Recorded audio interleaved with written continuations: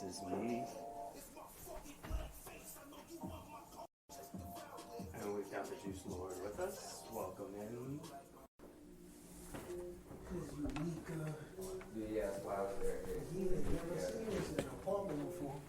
What's up, man? What's up, G? How you doing? Hey, man. What's going on, G?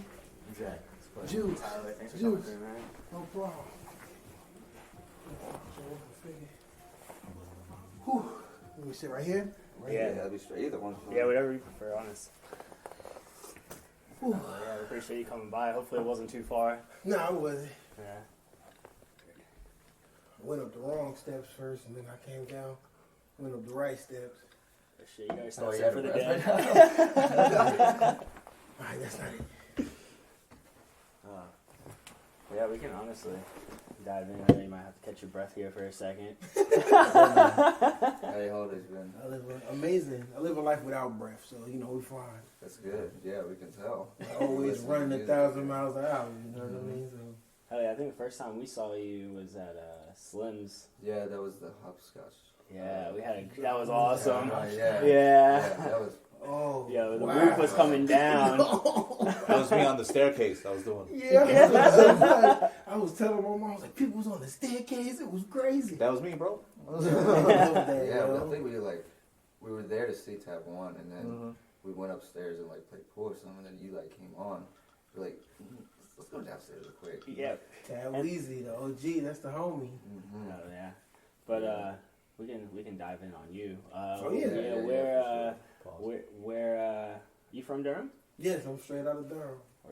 All right, we were wondering that because I think I read somewhere that you were from Harlem. Yeah, I was born in New York. Okay, so I was born in New York. I was born and basically halfway raised in New York, and then I got here in middle school, which is like the crazy part of being raised. You know what I'm saying? Yeah. So it's like, you right know, in the middle of it. I became a person here in North Carolina, but I learned how to speak, talk, and walk in New So York. that's if somebody would ask you where you grew up here. Yeah, I tell people Durham all the time. So what do you take from New York? What do you attribute from yourself? What attributes do you attribute to New York? I mean, it's so much, yo, because New York is such a place. Like, it's so hard to, like, explain, you know what I mean? Like, you got, like, cultural melting pot, you know what I mean? I know it's a 5-borough thing, right? Yeah. And I'm on the outside, so I've never lived in. I've passed by New York. I've lived in the Philippines, Chicago, and Phoenix, Arizona. But somehow New York just passed me by. So try to explain to an outsider what it means to be from the boroughs and taking that and going to North Carolina. What did you borrow from the boroughs? Oh, What's that's in there? perfect. That's the perfect way to ask that question. I mean, when it comes to New York, it's like I said, it's a cultural melting pot. So, like, it's not a lot of places where you'll encounter the different types of people. And then growing up there, like being born there, being an adolescent there, going through elementary school there, you like just cultivate like a certain mindset that you could only have if you like were from New York. Like, you're not gonna get it in LA, you're not gonna get it. I mean, on top of the fact that like New York is like a place where like everybody is hustling. Like, Always grinding. Yeah, not even everybody has 5 jobs. Like, everybody is hustling. Like, it's people setting up. Like, I got an uncle, and his job for the longest I ever known, he retired now, was he went outside and he set up a card table and he just sold stuff there, like on the street every day. Like, he didn't need Was it just like a anything he could get his storefront. hands on? Nah, he sold like cigarettes, or Okay. he sold like things that other people would buy, and that's just what he did. But like, it's like the culture of hustle, but then it's also the birthplace of hip hop. So it's like a lot of pride and a lot of like bravado when it comes to rap there. And I grew up in there, so. Well, so was music like heavy music in your house growing up? Always. What were you listening to? Always. So my father, my stepfather, my uncle, all of them are like supreme hip hop heads. Like, everybody if you talk to my uncles, they talk about me like, yo, he's the one who's actually doing it, because everybody wanted to rap, but nobody did it. And so heavy rap. And then for my mom, it was always heavy in like the R&B and heavy in like funk and like just a lot of different sounds. A lot of different sounds. when I think of that, like, well, I don't know exactly where in Harlem you were being, like, where you were born or, like, lived for a few years, but I always think of, like, the Big L mural, Big L being Harlem. Yeah, that's like 112. Yeah, exactly. Yeah, 112th on Lennox, right? Yeah, that's a... See, I was 112 in St. Nick. Okay. 125th. Yeah, 125th, that's where the park ends. Yeah. Yeah. See, from the outsider's perspective, when I think of Harlem, I think of Langston Hughes. That's it, really. And I don't have a space in Prohibition. I don't see streets. I don't see buildings. I don't see the faces of people. It's just an ideology, something far gone. So, Interesting. So on the flip side of things, what would make you a North Carolinian? Oh man, everything. I love that's the thing. I can't, like, as much as I can't forsake New York, you know, like I feel like it's easy to say you from New York. Like I feel like it's easy to be like, I'm a rapper and I'm from New York. Like it's like, nah, I'm from here. Like I learned how to be cool here. I learned, like, I started wearing clothes, like, you don't wear clothes you care about in middle school. You start wearing clothes you care about, like. Most time you don't even have a choice. Yeah, like, it's just like, before then, people just put clothes on you. Yeah. You don't care about what you think is cool. You don't care about, like, those things. Like, I was playing Pokemon, you know So what I mean? when you moved here, did you, like, was there particular Still. people you met or started hanging out with? Still to this day. Was it, like, particular people you started hanging out with? Or, like, was there any particular moment or anything that you were, like, I don't know, kind of felt like you, I don't know, probably, for me, if I was moving when I was in a young age, it would probably be hard to fit in for a second. It was, and for a long time, and then especially being from New York and being here, there was a lot of people who just didn't like me because I was from New York. Like, it was just like, I don't like that dude. And, you know, a lot of people come here from New York with like a and I'm better than everybody else here attitude, so I can understand. But I was like, no, it took a while for me to fit in, and then like I started making friends, and people started to realize like that I was the kind of person, like I just love the people around me. It's how I've always been. I'm gonna love you until you give me a reason not to love you. It's just who I am. So when it comes to like the moment I was like, oh yeah, I'm from North Carolina, to be honest, that didn't even happen till college. I was like in college, and I was like, yeah, I never want to leave here. I was like, yo, I love being here. Like, you know, New York was cool, but then, you know, you start to think about bills. I was like, I'm not going back. Like, I'm not going there to pay $5,000 in rent to live in the same thing that I live now. Like, I'm not going to do that. I'm not going to, I don't know, like, the idea of somebody being up, down, left, right, to both corners, both categories, like every single, there's somebody everywhere. No matter where you at in New York, there's always somebody around you. Oh, always. Then you come here, and it's like, you know, to grow up in that, and then to come here and be able to find solitude, and like be able to go outside someplace and actually be alone. You know what I mean? Like it's. You can breathe a little bit. You can think more. I mean, for some people, like it can be very overwhelming. Yeah. But Big yards, dude. Make you think a lot. I mean, the thing, you can get that in a lot of pockets in the U.S. I know Minnesota has the lowest number of people living per square footage. You can literally, you can get Is it that. Minnesota? I would have thought like Idaho. No, it was Minnesota. Cold this year. like Minnesota. Yeah, it was Minnesota. And then Yachty. if you go to Arizona, there's a hole with your name on it in the desert. Because Yeah. There's a hole in the desert for everybody. You just haven't seen it yet. You know what I mean? That's true. So what about the open space here makes you feel at home? Because I haven't been to those other places. You know what I mean? I only been to New York and to here. You know what I mean? It's so different. To be honest, I don't even know. Like if I was to go someplace else, it would be Texas, and it would be like Houston, a place that's like in the middle. Yeah. It's like half New York, half here. Because I've been there before. So like Houston is literally like half New York, half North Carolina. You put them together and you get Houston. So it's like the city, but also not the city. And I like that. So we saw somewhere that you played drums. Yes. Did you start drumming before rapping? I started drumming in church. Okay. So, yeah, I played drums in church. Damn. So what age was that? That must have been pretty young. That's a good initiation, though. I think we had somebody else who. Dude, there's so like the pipeline for like church musicians to rappers and R&B is ridiculous. Yeah. Dude. It's almost everybody. It's just like, oh yeah, and I played in church. Yeah, everybody. I played gospel, a gospel piano in my church as well when I was a kid. Yeah, like that's the church, thing. They just even- do it. They just yeah, ask you, "Can you seems play?" like- Yup. And Yup. if you be like, I mean, A little bit. Like I did a little get bit. back there, go ahead. So yeah, that's just how church is. You know what I'm saying? Because it's many people building the church. You know, Yep. as many people, as many hands on deck, as many hands as you can. So Did you play drums on any like outside of church ever? Oh no, I don't think I was ever good enough.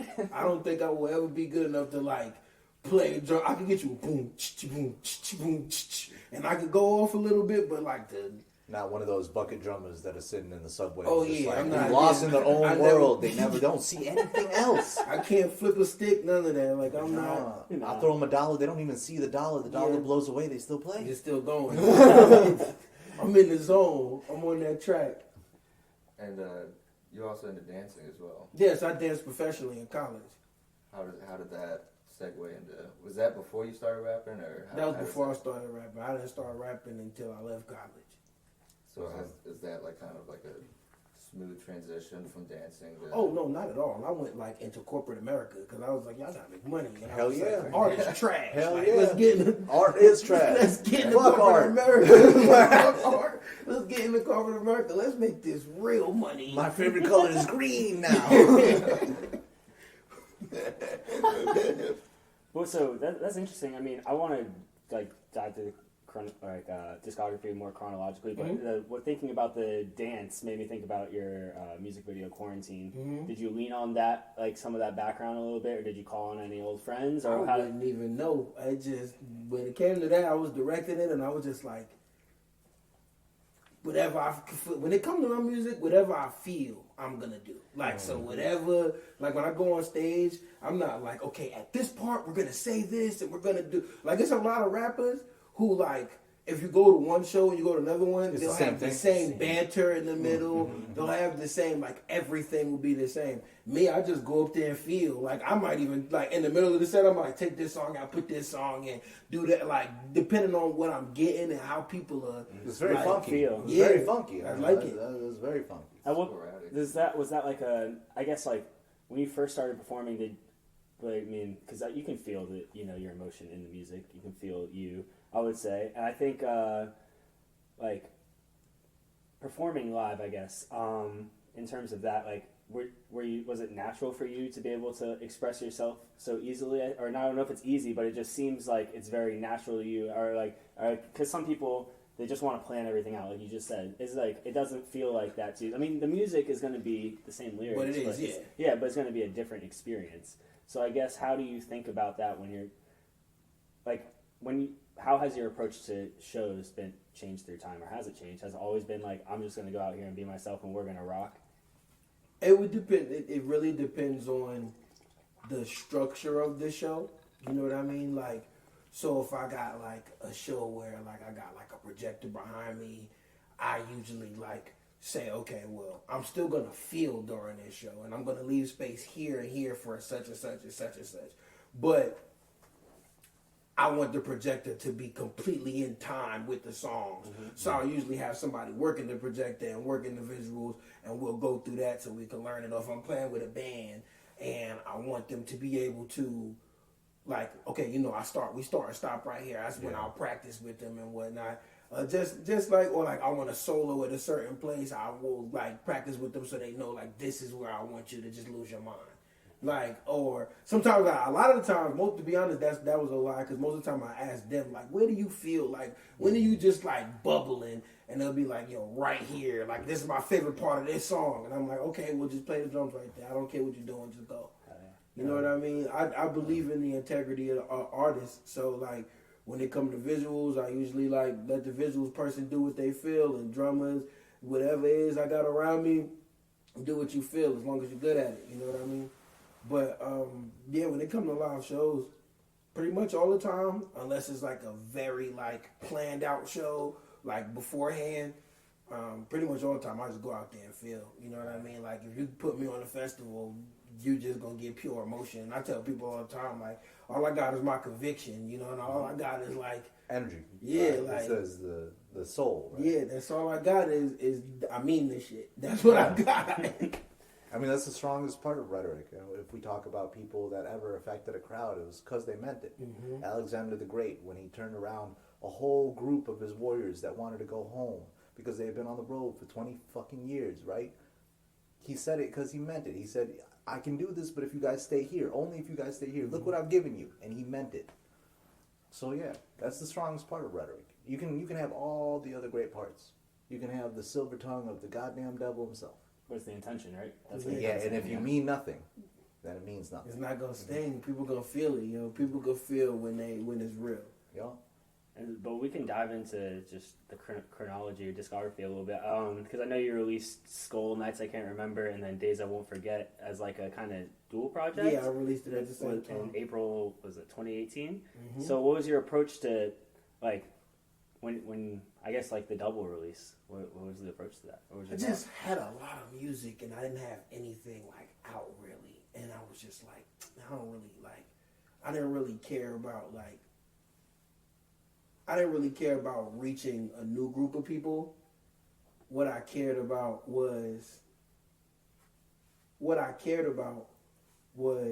having something so that when new people saw me, they could go back and listen to it, and they could just know what I was about. I just wanted people to know, like, hey, this is what I'm about. Like, regardless of anything, you listen to this and you know, like, this is how I came up. Mm-hmm. This is who I am. These are my morals. This is what I stand on. And that's all my music. But putting out my first thing, I was like, I'm just going to put out a lot. And, you know, people could sift through it if they want to. You find one song, I don't care. It's there for you. You know what I mean?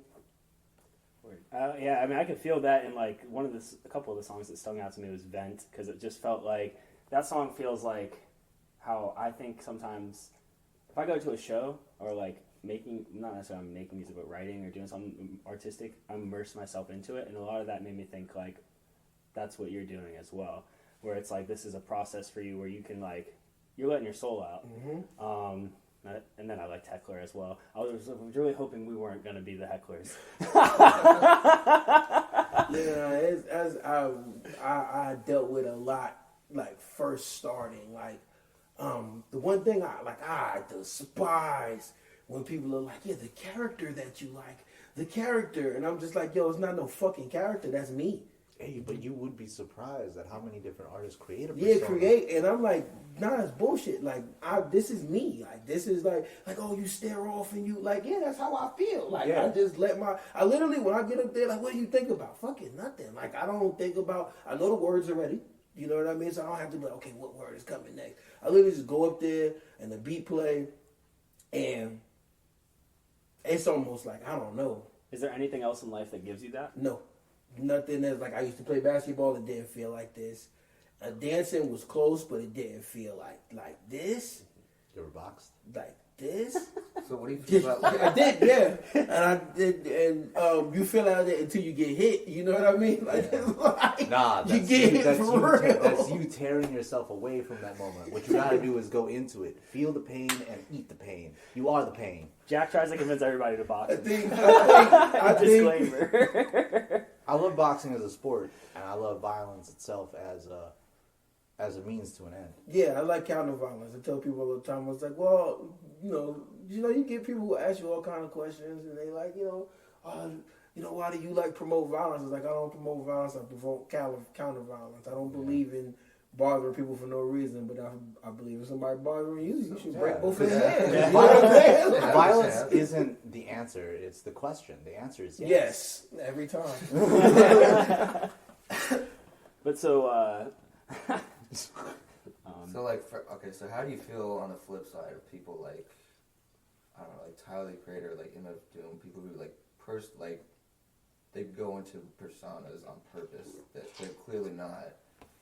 Obviously MF Doom is not a character, cartoon character, but I think in many ways the persona can be realer at sometimes than the actual person, right? There's a level there of a diffusion of responsibility that I can say what is true because it is not me that's saying it, and I'm not going to be assassinated for it. This character might, but not me. However, I mean, this comes back to boxing again. They used to call Holyfield Real Deal Holyfield because he was realer than most. He didn't put on a persona. When we look at the golden era of boxing, we had Prince Nassim Hamed, the most amazing oration, and came in on a flying carpet into the like into the wrestling. ring. Yeah. So Like wrestling. we talk about personas. Holyfield came in, you know, he come out of jail. You know, he learned how to box Real in deal. jail. He came in, he didn't have a persona. And it always bugged him how everybody acted in boxing like it was a show. It isn't a show. When we're in here, it isn't a somebody show. got to win. Yeah. Somebody No, gotta these win. hands are going to get laid on you. Yeah. Your hands are going to get laid on me. And That's how he real. became heavyweight champ. Yeah, and that's what he was talking about. The process itself, when the rubber meets the road, the physics is real. But the people, the players in the game, they protect themselves by not being real. Does that make sense? I think that depends though, because some people, like especially with artists, I mean, he can speak for himself. Yeah, but I think right, for right. like art, a lot of artists, that it's going to be that you. Some people want to not hide behind, but it's easier for them to express themselves in that way under a different moniker. But for some people, it's easier, I think, to just be like, "This is who I am, accept it," or just you don't have to listen. You know? I look at it like this. It's like, okay, so for some people, they got like the Wizard of Oz thing. Like you feel better. Like you know you a little guy. You know most people could beat you up, but that projection of a big head, that makes you feel like I can say whatever I want. But then there's people who just like at the end of the day, I can always, as long as I'm genuinely being me, I could go up to places, I could go places, and I could just talk, and I don't have to worry about like, oh, I have to pre-think out the things that I say, and I have to make sure that they don't ask me these questions. You ask me where the fuck you want to, because you're gonna get the same answer as anybody else would get, because I'm me, I'm myself. But when you create a character, you have to call on that character when you sit down in interviews. Yeah, you have to call on that character when you in Ichiban trying to get food and 6 people walk up to you. You got to call on that character. I mean, but have you seen the movie The Prestige, though? I have not. With Hugh Jackman and Edward Norton? There's a Chinese dude in there who's a magician. But the act is his life. He acts like this old Chinese dude, but he's like a young, fit guy. Okay? But he goes to the shows, he comes out of the car, and he looks frail, right? He looks frail, he's hunched over, he's got the cane. But he gets out of the show, he straightens up his back, gets into the car, he drives off.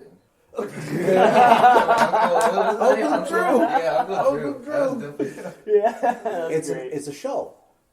It's all a show, right? The spectacle is part of the show, and I think that Shakespeare was onto something when he said that the whole world is a stage and everyone is a player upon the stage. That's very true. Because we only see what we see. There's no internality. And that works, you know, the duality of that is ridiculous because it's like, it works, one way it works in your favor because it's like, okay, when I shut myself in, I get to have me to myself. Yep. Like I get to you can recharge in a different manner because you're not giving fully you away. Yep. But then it works against you because it's like, are you, like, when it comes to the spoils of what you got, are they really, like, you didn't fight say that guy was like a fighter, right? I haven't seen the movie, but say he was a fighter, right? You didn't truly fight the strongest person because the strongest person is not going to challenge you because you look weak. Or Mayweather didn't fight the strongest people for years. I mean, he cherry-picked himself and created a... Wasn't he going for 50 and 0? Yeah, 50-0 record. I mean, that was his whole thing, right? Rocky Marciano has a 43-0 record and never stopped fighting. Like, he never said no to a fight. Picked it. You see what I mean? So it's like, I mean, I'm a fan of Vegeta, you know what I mean? Like, nah. He took so many L's, bro. Yeah, He's so many L's, that was bro. ego, though. That was ego. But, like, I want to fight you at your strongest. Like, it was times he could have just dumped people. He was just like, nah. Yeah. If you can get stronger, I want you to do that first. Yeah. Then I'm going to fight you because it's not about saving the world only. But it should be. It should be. It really should have been. I mean, some of those times he was watching the motherfuckers power up. Yeah. And he was just like, yeah. Just to get wild. Yeah, like, I'm like, bro, like, you got the M on your head, you a Luigi brother now. Like, you straight up. Oh, man. Shout out to J. Cole if you're listening. Bro, I love you, bro. But I guess as you there seemed to be evolution a little bit for me listening to Moshpit Messiah. Just I guess I'm happy that conveyed because that's really what I wanted. Really? Good. I mean, because not good. I can't tell you what's good or bad, but I liked it. But I mean, just starting off with kicking the door, my first thought was like, oh, Biggie reference kind of, and then it was just took a very different turn. Yeah, reversed a little bit though, because like you're kicking in the door for everybody. Mm-hmm. That's the kind of idea of it. Whereas like, I mean, his kicking the door was like, I'm gonna kick in the door and take what I need, which I guess is kind of still the same. But I mean, what were your thoughts in making that song? Kicking the Door was the last song that I wrote for the project, and I needed a song to start the project off with. And my homeboy sent me the beat, and I just heard the and I'm just like, and I was like, this is for niggas to make. And I just thought about it, like, just trying to make it by day to day. Like, what is this album about? Before I even sat down with when I first heard the beat, the first thing I thought was like, what is this album going to be about? Like, what is this? I called it Moshpit Messiah because one of my fans, one of the pirates, he was telling me, he was just like, yo, like you go up there and everybody goes all crazy and they just feel better afterwards. You like the Messiah mosh pits. And I was like, I'm taking it. It sounds amazing. I love it. Moshpit Messiah. And I was like, all right, so I'm going to name my next project Moshpit Messiah. So I named it that. And I started putting this collection of songs together that most of them I had written already. And I was just like, yeah, a lot of this is just about like, because, I mean, I didn't start rapping till 2016.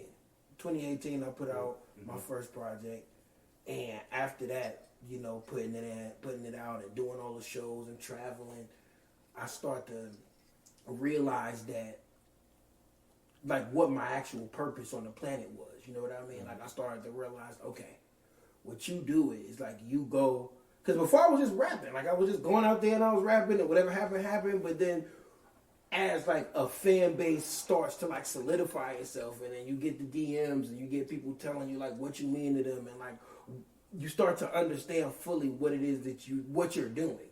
You know what I mean? I'm not just running aimlessly. Like there was a plan even before I knew there was a plan. You know what I mean? Mm-hmm. So as I learned that, when I started writing, I start writing more music, and it's more about like my connection to the people, and it's more about how I feel about like the wrongs in the world. It's more, I mean, I was already talking about that, but like before, if you listen to Skull, it wasn't a lot of me talking about connection and people, because I didn't have no fans back then. Yeah. You know what I'm saying? I didn't have nobody to like pour back into me. I was just saying what I felt like. There was only one-way feedback at that point. Yeah. So now it's like a two-way street, and I'm understanding. I see there's a lot of fucking cars coming the other way, and I'm like, all right, well, I gotta address that, and I want to talk about that. I want to talk about how they make me feel. I want to talk about how they said I make them feel, and that was the thought with kicking the door. It was like, okay, we're gonna kick in the door to this album. And we're going to kick in the door. This is what I'm kicking in the door for. Like, it's like multiple reasons or multiple meanings of kicking. Like, this, the door, boom! Like, he just came out of nowhere. Like, this is the first song, and he just started off screaming. Like, we just going to start off there. And then there's also, like, the song is about kicking in the door for the homies. Like, we never had nothing. Like, we struggled, like, most of our life. And I understand that I could be the one to change things for, like, my family lineage forever. And so what was because I mean, it was released October 2020. Mm-hmm. So what was the time frame of writing most of that song? Because obviously COVID happens March. And so a lot of things are going, like, you know, protests are going on. I think that influenced. I wrote 1312 while I was protesting. That makes sense, I would say. I was sleeping outside we was doing Occupy a public space. And the public space that we chose was right in front of the police station in Durham. So we was there for 2 months. We stayed there, slept outside and all that right in front of the police station in Durham. For 2 months? Yeah. Wow. Yeah. Did you shower or anything? Yeah, we went home. We took shifts. We took shifts, so we showered. So y'all weren't smelly or nothing. I think that would have been better. And we changed clothes. I think that would have been better. Just be more offensive, you know. Just be over there smelling like a fucking canker sore. Like, what the fuck is up, yo? They still gotta do stuff during the day, though. Yeah. Like, that's right. Y'all had jobs. Yeah. Damn. Now it was a pandemic. Nobody had jobs. Well, shit. So you could have just been. I could have just murked it out. Bro. And then like try to hug the cop while you 2 months, dirty drawers on them. Yeah, bro. Get them dirty like that. This is what injustice smells like, officer. Yeah, I mean, wow. So that seems like a much more productive version of the campus crazy, so you Coach K people who sit outside, you know, in Durham, same kind of vibe, but like for a much more, not a bunch of rich kids who, you know. But did you? Yeah, so I'm glad you mentioned the Pirates because I wanted to hear like what exactly it meant to be a pirate, and like when you started noticing that you were getting like a particular fan base, and like was there like one day where you're like, oh fuck, I'm actually like famous, or like damn, this is starting to culminate into something. So like what does it mean to be like a pirate? So to be a pirate, my shirts when I got the merch, it says we are pirates. Our rules equal the rules, and I don't feel like the rules of America are fair to everyone. You know what I mean? I don't feel like everybody gets a fair shot, but when we're around, you're going to get your fair shot. I don't care who you are. I don't care what you stand for. I don't care what you've been through, care how much money you got, if you're rich, none of that matters. You know what I mean? If you want to be seen and you want to be heard, you come and be one of us. You know what I mean? Like everybody got a place on the ship. Like everybody got a job. Everybody got you know what I mean? Like everybody eats. Everybody is taken care of. And that's very in line with what a pirate ship is. I mean, in the sense everybody plays their part. Everybody, you know, has from high to low. You know you don't necessarily know your station and your part, but like, you know, you do in a sense you're a fan or not, or different levels to it. So I'd say it's you know, it's plus, like, pirates got, like, a bad name. Like, everybody thinks that pirates, like, went around just fucking with regular people all the time. Like, it was like, nah. It was kind of like the rules on, like, land were fucked up. And they was like, okay, we're going to come out here. And y'all can try and put rules out here. But we're going to see what happens when y'all do that. And that's what they did. They took merchant ships. They took the money that people was getting overtaxed for anyways, took it back and spent it with the people. So the people got their money back. I mean, of course, they didn't keep the merchandise. Not all of them. Not all of them like that. Not all of them like that. Blackbeard did some not terrible all gang things. members are like that. There are privateers as well. You know, eventually we, you know, as Americans, we hired these pirates to do our. I mean, Sir Walter Raleigh was a fucking privateer. A lot of people get money. You know what I'm saying? Yeah. Some people. We live in a city of a privateer. We live in a city named after a privateer who literally destroyed the Spanish Armada. Most of the cities around us, you know, Charlotte, Queen Charlotte, and, you know, like, I don't really know the origins of Durham so well, but I presume it's kind of tied into Sir Walter Raleigh as well, and building out. Durham is I'm surprised Durham is not called Duke, because it's the city that Duke built. Yeah, of course it is. Off of tobacco sales and slavery. So that's Durham. That's Durham's story. You look at the big tobacco, whatever it says, like tobacco, and that's all of that. The Lucky Strike tobacco, all of that. Winston-Salem, that whole city. Oh, cursed. Winston. Cursed. Yeah, Winston is cursed ass city. Yeah, they did a number on Winston. Winston is that was a historical black city for a while. Then that black historical city became history. Yep. That city is cursed. Yeah. City's got dead bodies on it. Yep. Jack, I think this will be a good time for your question on tying into Moshpit Messiah about the. So there's a quote from Audre Lorde, and I don't know if you're familiar with Audre Lorde's work, but she was a feminist and she was also a black feminist. She wrote the words, "The master's tools will never dismantle the master's house," in reference to language. That language itself is the master's tools, building the house that we are all imprisoned in. My question is, with the power of language and the lexicons being different across the board, how are the master's tools being repurposed? Or are they the master's tools anymore? I think that the thing that's beautiful about music is that it transcends language. Transcends language. So I don't think that the master ever had the tool of pure music, like pure, like music is what was used against them. Like music is what was used to communicate. You just can't like you can know the words to music and still not know what the meaning is. Like that's what the slaves was doing. Like, yo, we know what we talking about. You don't know what we talking about. You know what I mean? Like no, we don't need the master's tools because, you know, our tools are stronger anyways.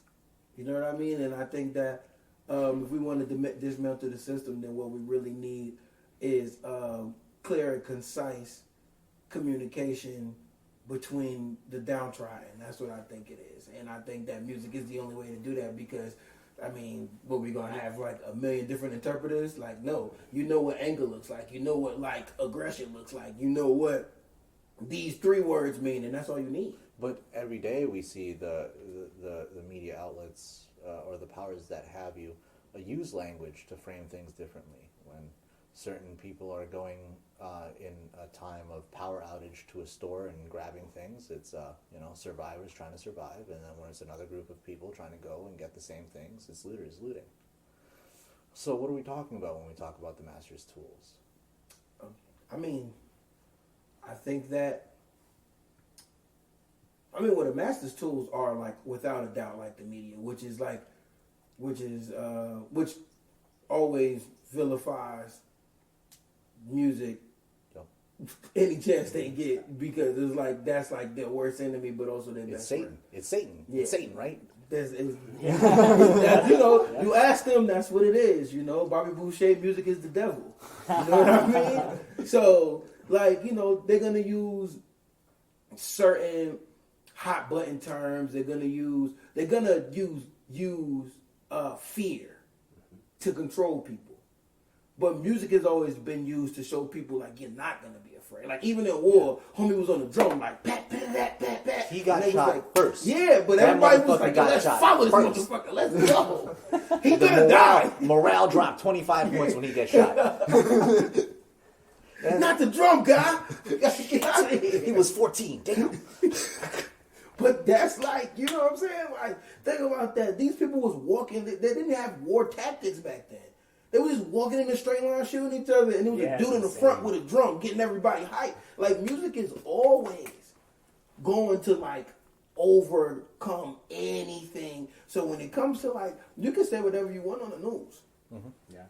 People stop watching the news, then what? They listen to music. You can say whatever you want on Twitter. Twitter go down, then what? You know what I'm saying? Any way that you could deliver news can be dismantled. You can't stop music. Who the kids gonna listen to? I guess it's me if it isn't you. Mm-hmm. Oh, shit. Oh, yeah. That's really what music is about. Who said that? I don't want to say. No, it was this Kanye, right? Mm-hmm. Yeah. Oh. Yeah. Well, He did say that. I mean, that was, because I was trying to think, what was that song? But was that off Graduate? Yeah, it was Graduation. Yeah. Well, different time. Different time. But, we don't have to get into the whole Kanye thing. I didn't want to say his name. This is why I didn't want to say his name. I just wanted to drop the quote. I'm sorry, everybody. But yeah, like going back to like where we still on it, but Moshpit Messiah, there definitely seemed like I guess between like track 6 and 8, a little bit of introspection on like a personal level, which I mean all is introspection, but it you could speak to those tracks if you'd like. Or which one of those? I guess like Kelly's interlude, letters to my exes in particular. I had a couple thoughts. Let's see. Ooh. They just he flipped the page. It was a loud flip. On Kelly's interlude. Audible flip. Oh, I was interested on Kelly's interlude. There was a man speaking. I was wondering where that audio came from. Oh, that's my friend. Where? That's my friend. He had just gone through like a really bad breakup. Oh shit! And I was and like, you captured that? I was like, nah. I was like, yo, I want you to like leave a voice message, and like it's to get it off your chest. And he just did it. He sent 4 different ones. He's like, pick which one you want. Because I was like, that has to be real. Like that is, you could feel it in his heart. He's that also a very good actor. He's very good. He's very good. But I mean, he's channeling something real. So yeah. When you feel heartbreak. And that kind of goes into for me, letters to my exes. There's like this like love-hate dichotomy of like, you can love somebody for a long time and eventually you might kind of hate them. That's what being in a relationship essentially is. For like, until you get one that works, that's what it is. You know what I'm saying? It's like y'all love each other until it's like, we could be friends one day, but like, I thought about killing you too many times. Yeah, we like need to leave now. At one point, you just looking at them on the couch, like I know that pillow will do the job. Yeah. You know what I mean? Yeah, So that's how you know you love them, though. Yeah. So the love is always there. The love is like is real. You know what I'm saying? Let your guard down.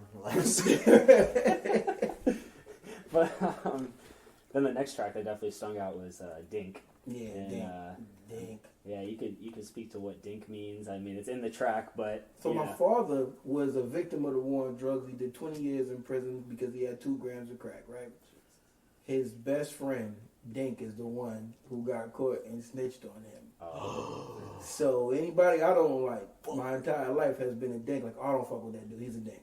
Oh, this person here is a Dink. Da-da-da is a Dink. Like, That's that dude's legacy, though. Dink's legacy. That is is gonna be. That's my that's goal. awesome. My goal is to become world famous, and have everybody that in the Dink. world is just like, oh, da-da-da, that dude is a Dink. I don't like that. And then that Dink just be sitting at home. Is Dink still alive? Yeah, Might be, still if he's still alive. alive, still sitting Still at home, just alive. like, hey, man, I've noticed some shit going on that I don't like. People be acting different towards me because my name be Dink. Yeah. I don't know what's going on. Yeah, well, you know why? It's because of what you did to my father. And so that song, you know, I don't like friendship is one of the purest things. Like one of the purest things. And like, you take care of the people who take care of you. Like that's just how it is. You know, if I'm hungry, my friends are gonna eat. You know what I'm saying? If I do something bad, I'm not gonna drag my friends into it. You know what I mean? Yeah. If they want to come, well, come on, let's go do bad stuff together. You're a human being. But if you don't want to do bad things, I'm not gonna like drag you into it to get myself out of it. That's not friendship. Yeah, no. Just to be clear, you don't say you do bad things, though. You don't do I bad things. plead the fifth. Plead the fifth. 1, 2, 3, 4. There's so many amendments. Yeah. So many. But that means, shit. Yeah, that adds a whole nother weight to it. I mean, I'm glad you told us that. Yeah, that's like my little inside right there to Dink. So it was like, Dink is good. That's good. I like that. And you can feel, I can only imagine what that feels like to not lose your father, but for a long time not be able to spend that time with them and over 2 grams of fucking crack. That's insane. And a bad friend. yeah, and a bad friend. And a bad friend. Too. Bad Bad friend. And a bad friend. That's it. But fuck. That kind of leads me to think about Fuck 12, but that song's self-explanatory a Yeah, little bit. yeah. So Actually, how do you feel about the Doesn't like album? it's not like I would like to say that anytime I encounter the number 12, I say that out loud. And I didn't. That song wasn't like planned to be on the project. I thought I was gonna have like 10 or like 9 or 10 songs, and then when it started to pan out, I was like, oh, when we get to 12, I'm just gonna be like, yo. And I told my producer, I'm like, this is what I want the beat to sound like. This is what I'm gonna do, and I'm just gonna straight fuck 12 the whole time because it's a 12 song, and you could just expect that from every project from now on. The 12th song is gonna be some rendition of Fuck 12. I'm never gonna have a 12 song. Never. Never gonna have a 12 song. Yeah, fuck 12. Who was the producer you were working with on it? Chill. My homeboy Chill. We went to college together, and he produced the whole Moshpit Messiah, the entire Moshpit Messiah. Had he produced the previous project? He produced By Felicia. He produced The Speech. Yeah, he produced like a couple of things. Yeah. You just were like, this is my guy. We're doing, like, do you, like, I in just terms was of how writing the- so much to like his stuff. I was like, we just gonna batch this shit up and put it out. Oh, yeah. So I mean, said you were drum before. I know you said you don't like exactly avid, but are you like a backseat producer type of rapper, or I'm a front seat producer. I sit on your lap if I got to. It's gotta sound right. You know what I mean? Like, Like funny. Imagine that. it's just like, scoot over. Let me get a cheek on this chair. What this button do? We looking for this sound? Like pushing the button. You erased it. It's like, oh, we just guess that mean we gotta start over. You know what I'm saying? Like, but like so I mean, a lot of my stuff, not a lot, but like a small portion of my stuff I co-produce. Some stuff I produce myself. I was producing like since high school, so that I was doing. I used to play the piano, and for a fact, I failed piano my senior year because I realized that like that's when I first senior year is when I got Fruity Loops for the first time, and I was like, shout out Fruity Loops. yeah, I was like, Everybody had that. I would like play on it like, and I would find a riff that I wanted to do, and I would just do that because it was my last class, so I would just do it all whole class instead of like So, learning the music. So you weren't studying classical theory like you were supposed to. No, not at all. You only get that one time to do that, though. You understand? Because you can do it yourself now if you wanted to. So I was like, You yo, gotta get get still it. drag down. The Yeah. 4 bars. I mean, really, it comes down to like I learned so much classical music and then jazz just to learn 16 bars, really. So That's a fact. Yeah. That's I mean, it's all because the way it happened was what would happen is they would teach me how to do like a different chord, and I would be like, "Yeah, you use this chord with these fingers, and this how you make this kind of sound." And I'm like, "Okay, that's all I need to know. Like, teach me the little parts. I don't give a fuck about this. I don't want to pay somebody else's music. I'm not trying to do that shit. Did you learn this song? Fuck no. But I made 6 beats last night with that chord you taught me how to make. You know what I'm saying? That's what I'm doing. Let me get the elements. Let me get the ground pieces. Let's put it together. Let's make something new." there are elements in classical music that you can only get through emulation, though.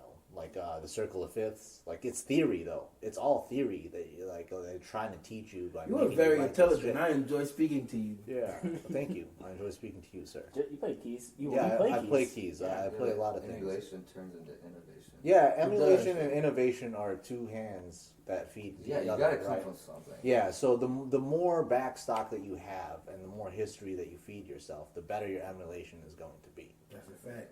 You still have a keyboard then? Yes. So I mean, I make my beats at the house on keyboard. Yeah. So, you know. Yeah. What kind of DAW you use? I use I use Machine. I use Acid. I still use Fruity Loops. And I use I'm not even sure if it's called. I got an MPC and the fucking what you call it is just made by MPC. Like the NPC Renaissance? Yeah, it's just yeah, like they're their own like. yeah, it's just Is like it Kai?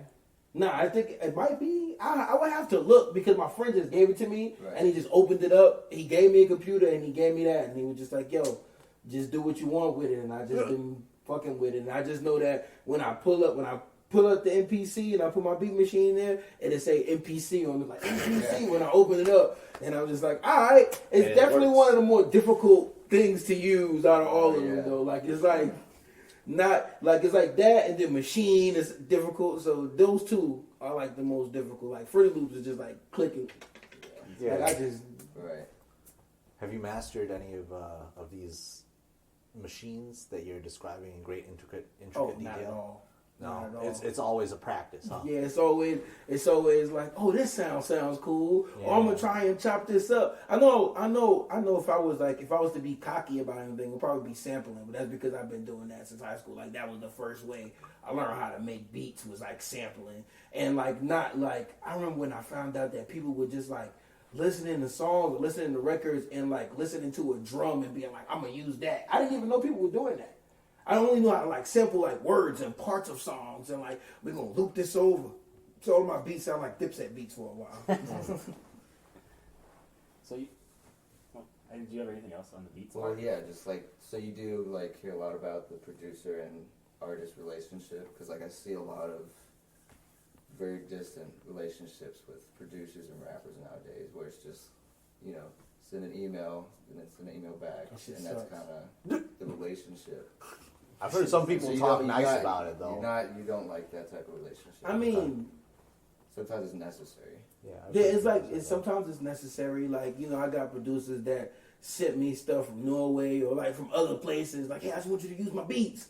From Like, Norway. yeah, but that's like through Instagram. They'll like hit you up through Instagram and be like, yo, I love your sound. I listen to you every day. I'm gonna send you some beats, and a lot of them shits be hard as fuck. So like, what I'm gonna fly to Norway? We don't got it like that yet. You know what I mean? So it's like, but still those people I video chat them through because like whenever a producer send me a beat, I always like lay down a reference, like a video reference. I take Snapchat, I open up Snapchat because Snapchat allows you to play music from your phone Right. and record yourself at the Yeah. same time. So I'll make the hook and then I'll like record myself on Snapchat and I will like then I send that to them because I always want to see them. Like if they don't go, oh yo, that's gonna be crazy, then I throw it away. It's not worth it. Yeah. So yeah, you relied heavily on what the producer thinks as well. I mean, it's our art. Right. Right. I don't like the separation of like we made this together. Like this is our baby. Yeah, you two making a baby together, you know. Pause.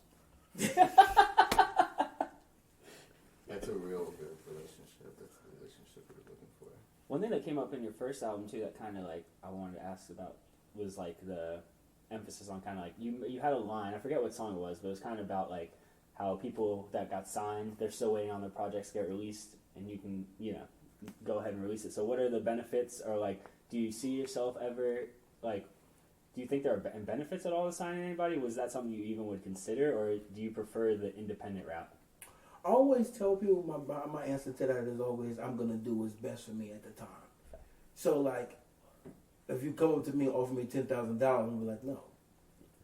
But if you come up to me and be like, we're gonna give you $7 million and you get to keep all your stuff, we just want to be attached to you. Because I feel like to be honest, I feel like that's where that's where the record labels are gonna have to end up going.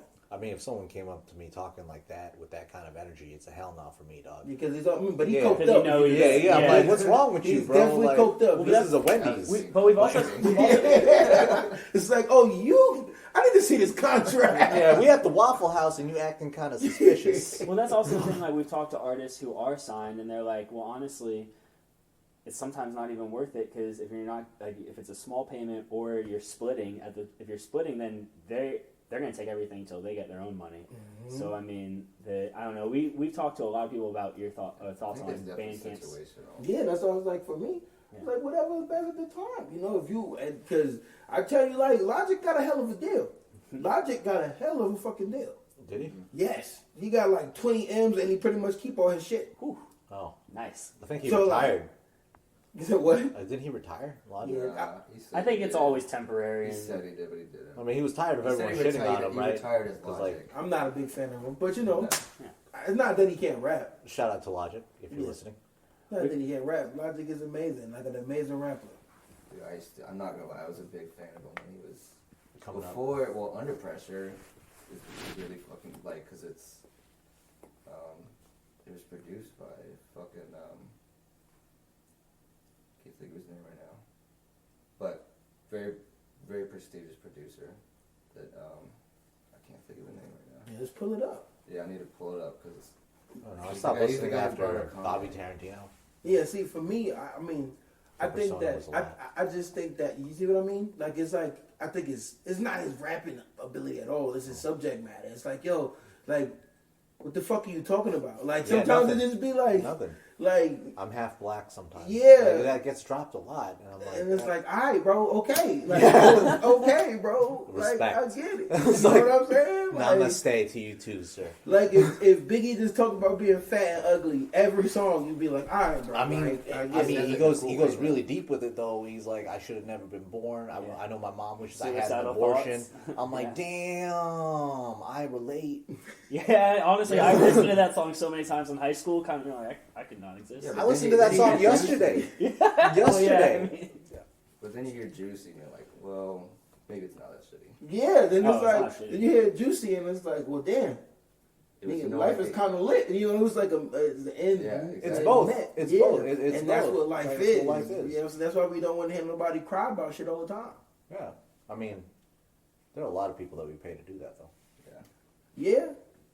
I don't. I don't. I want to see you as a human. You know what I mean? Like, you ain't never paid for an Ice JJ Fish song, huh? Nah.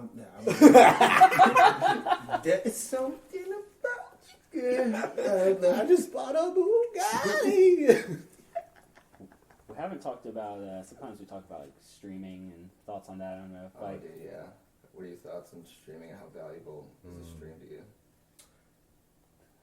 Or your thoughts on using like Bandcamp? Yeah, that silence was just pretty thoughts telling. on like different sites or like Bandcamp, Spotify. Obviously, We can break Spotify it down. might not What do be you think positive. Yeah, what do we think of Spotify?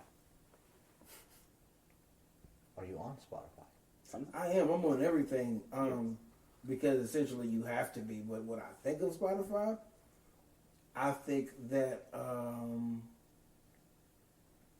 it's amazing the different ways that people think of to take advantage of artists.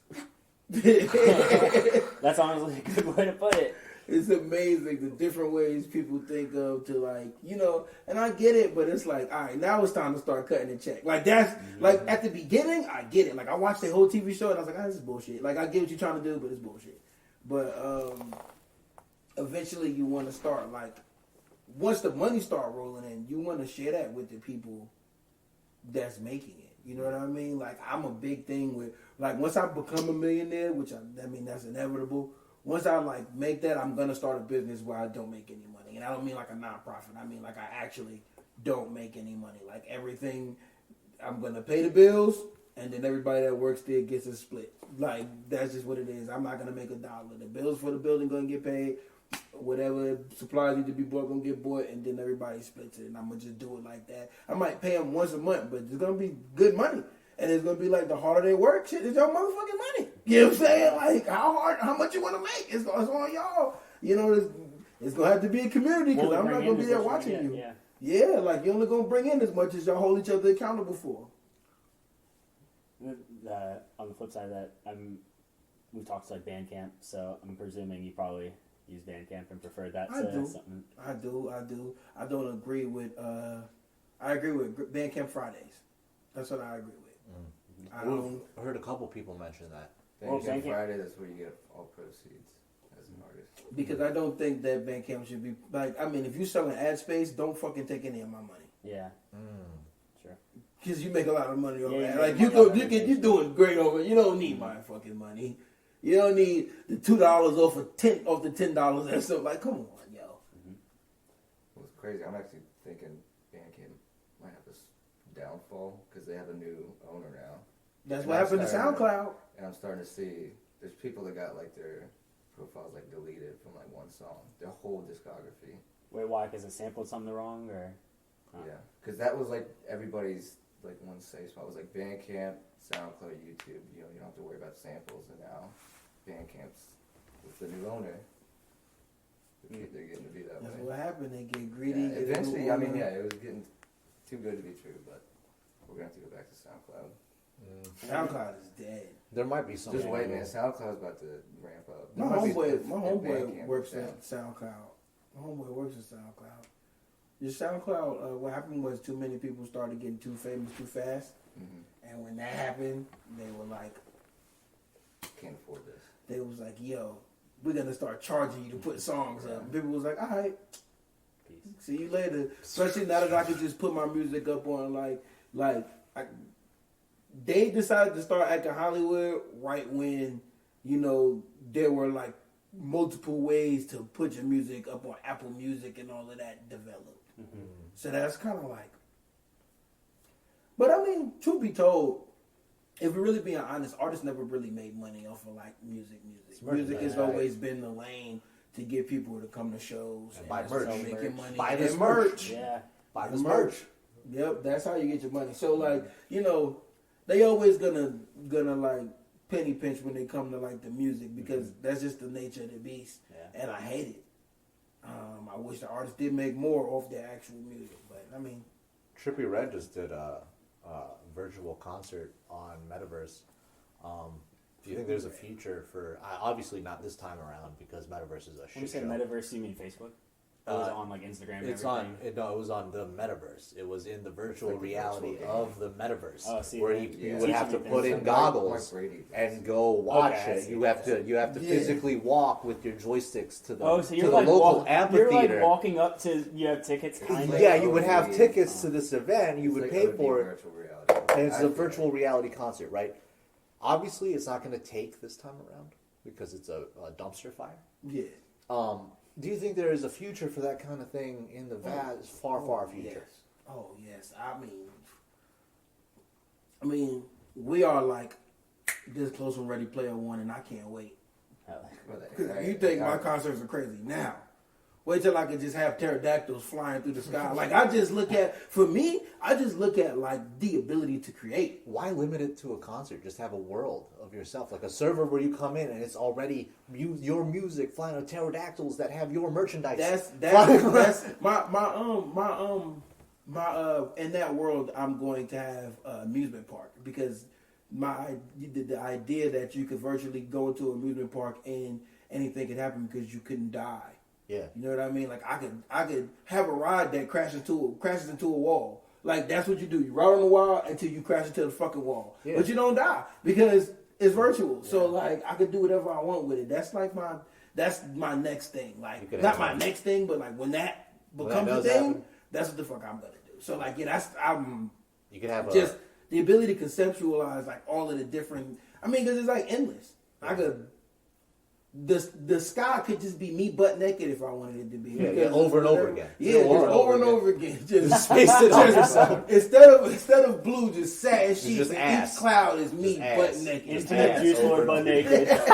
and then in your theme park is gonna be a ride called Whack-a-Dink. It's the dude's face that comes out. He'll really be immortalized then. Yeah, you see what I mean? But that's what I mean. Like there's endless possibilities. So I love the idea of that because I'm just gonna hate the exploitation of it because they're gonna find a way to like fuck the shit out of you. Yeah. Right. And on top of that, you also maybe literally and figuratively. Yeah. You also mentioned that you love the live aspects of shows and how different it is every time you go up on stage.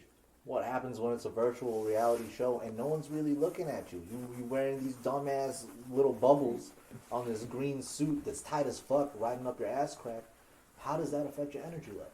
It doesn't. That a live show? It doesn't. It's just another way to connect with people. It's people who don't leave the houses. It's people who can't afford to go to shows. It's people who like that's all out. It's an untapped market. You know what I mean? I'm not gonna stop doing live shows. Fuck that. I'm not gonna stop going. I love being like I love crowd surfing. I love like that shit. That shit's amazing. So it's like, nah, I'm not gonna stop that. But another way to do it, yeah, of course. Outside of the metaverse, what are some of your, which we haven't really gotten to yet, but what are some of your favorite places to perform, or like what are your favorite venues to be at? Poorhouse, without a doubt. The Ritz is amazing. Because when you're there and it's full, it's people like at the top, and like that's the because I haven't been like any place bigger than the Ritz, so it's like the Ritz is pretty big, yeah. Big. When did you play there? I played with Wu-Tang, with Ghostface and Raekwon. Yeah. Yo, that's big. So it was like pack, and I'm like looking, and there's people like on the banisters, like down screaming, and it's just like to be surrounded by the energy is a whole different monster. So definitely Poorhouse, definitely Pinhook, definitely Motorco, and the Ritz. So with that concert with Ghostface and you say Ghostface and Raekwon, who did you? How did that come about? I have a very close relationship with one of the booking people at the Ritz. And when they needed, like Ghostface and them needed support, they called me. I'll never forget. I was playing Super Mario Sunshine, and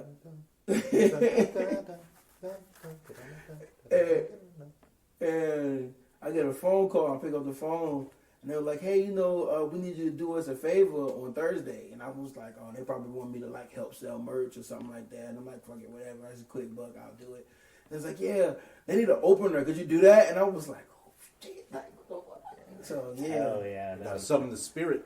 You better summon the spirit. You better get your ass here. That's what I did. It was that. Hell yeah, that's awesome. That's lit, dude. That was an amazing night too. And I guess also, well, from there, I mean, we know that you put out "Oh Yeah" in October 2022 is this year, a couple months ago, almost 2023. By the time we release it, it will be. But so are you working? Happy New Year. Happy New Year. Is that working? Is that going to be part of a larger project that you're working on? Somebody else asked me that. Yes, it is. Yes, it is. I don't know the name of that project. I just know what songs are going to be on it. But I try to let the name of projects like come to me. Like I got 1,000 names in my phone, but like none of them feel right for this collection of music. And the collection of music sounds amazing together. I just gotta figure out what I'm gonna call it. It's gonna be an EP though. I don't consider anything I've done yet. I say it, but I think it's because so many people say it to me. But I don't consider anything I've done an album because I don't feel like it's an album until I can say, hey, this is what I want. This is like I've had to compromise on everything that's out. whether I compromised on me not feeling like it was mixed the best, or whether I compromised on like getting a different voice or doing it myself or whatever it was, like until I could say, hey, these are the things that I want. This is how I want this to be orchestrated. This is, then I would consider it an album. Are you working with the same producer? One of them. He's one of them. Word. He's one of them. I mean, he produced Oh Yeah. Yeah. So. Nice. Do you guys have some more questions? I'm good. I mean, I was going to say, told us about that. If you want to throw any shout outs, anything, upcoming shows or anything. Oh. Don't have any upcoming shows, but shout out to the gang Crossbones. You already know what it is. Crossbones until we all bones. That's all I got. Facts. Where can they get your merch? Oh yeah, you can get merch starting January 1st at Jooselord. Jooselord.wtf. Jooselord.wtf. Word. Vibe.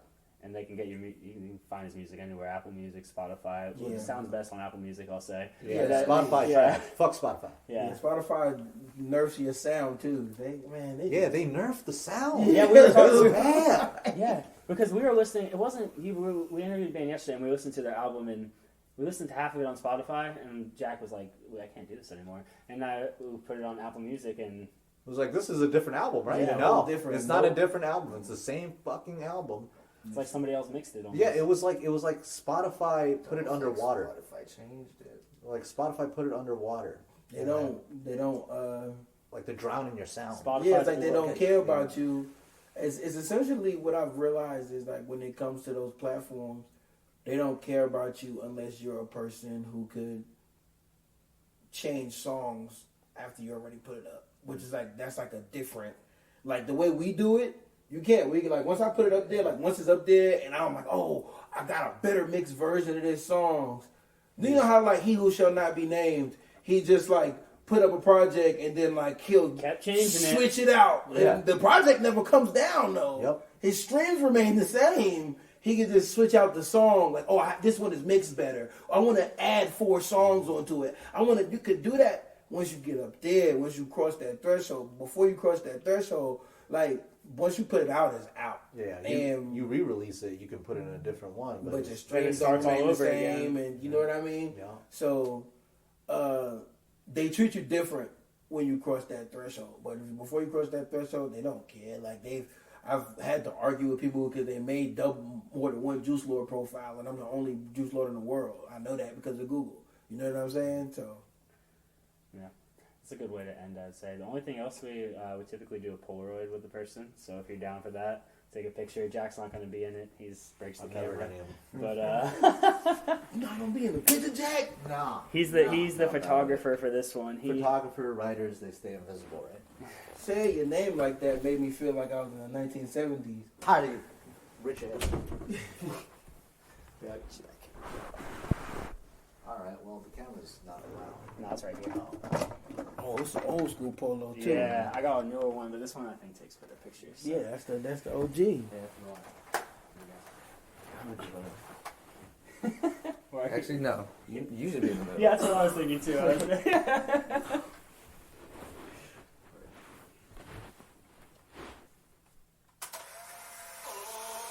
And then just a second for posterity's sake. Just in case. Yeah. We gotta do double check with Jack. No.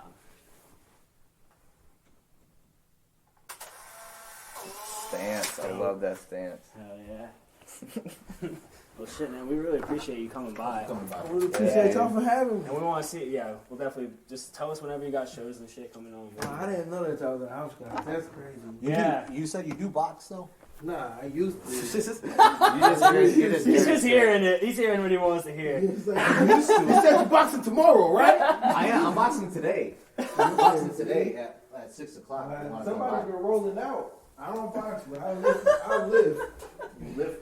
Oh yeah, I live a lot. What made you stop boxing, bro? I don't want to be punched in the face. I understand. Yeah. It's fun. It's fun. Totally understand. It's all fun until you get to sparring and like. Dude, I spar every week. It hurts to get punched anywhere. Like, especially in boxing, you get punched in the side, it hurts. Bro. You get punched anywhere, it hurts. But then you get punched in the face, like square, and it's like. That's a different feeling. And that's nobody's fault but yours. You just take a knee. You take a knee and you're just like, all right, we're back at it. through, All right, man. man. Thank you. That was fun.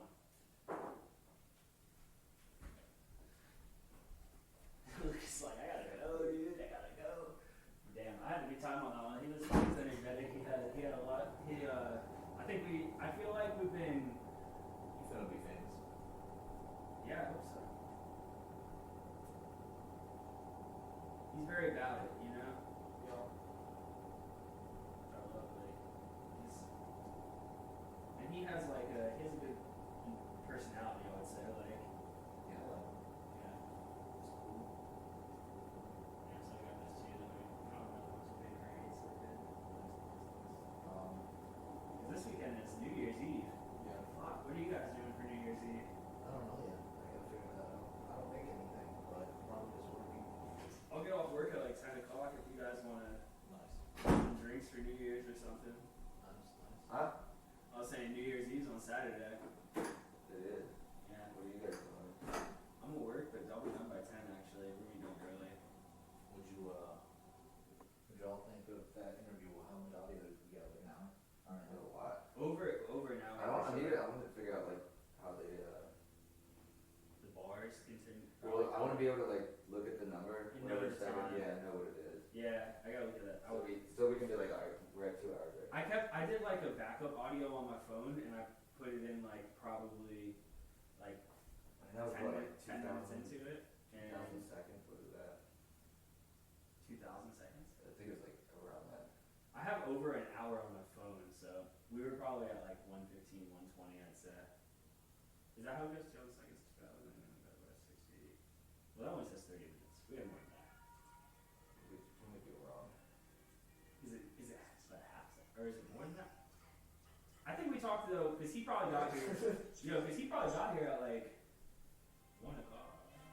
Probably a little more before 1. Anyway. We'll just chalk it up as that. Yeah, we'll look at plenty it. of time. Yeah, This it ain't was definitely not a 45-minute one. Yeah.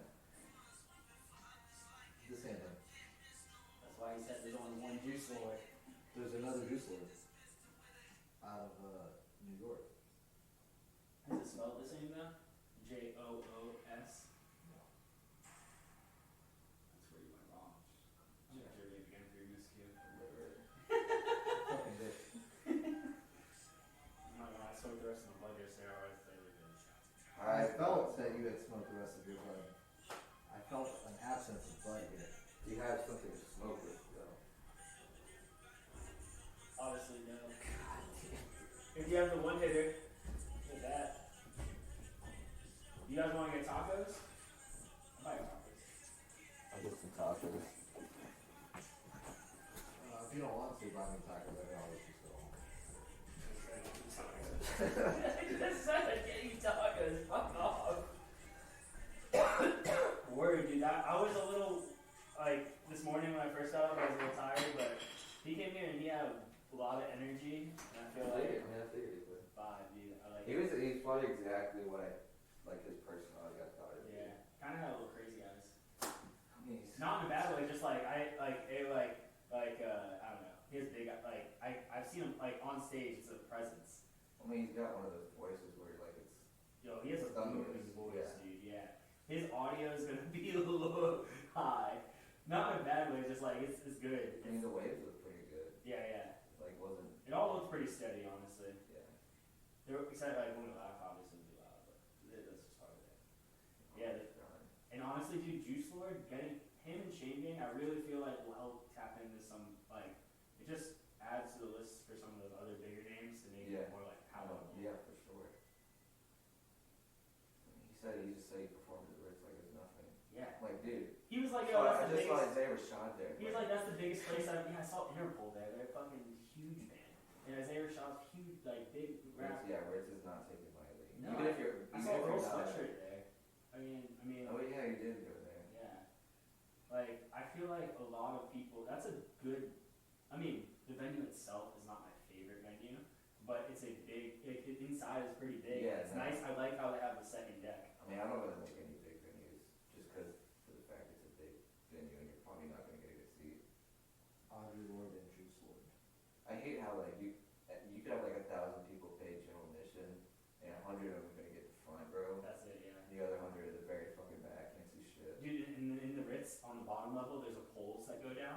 Yeah, Answer dude, yeah, places. fucking, when me and Trey went to sleep, Isaiah was shot. It was stupid to show up right before Isaiah shot him on, first of all. Yeah. That was kind of stupid. I was like telling him, I was like, dude, we're gonna get such a shitty seat. Like, and I wanted to see the openers too. I can't remember who it was. But, yeah.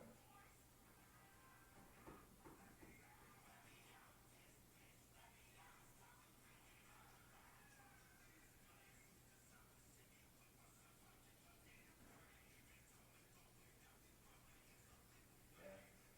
That's cool. I got those. They're both those in jail. Yes, I answered that. Are you going to? It's got 50 views on here.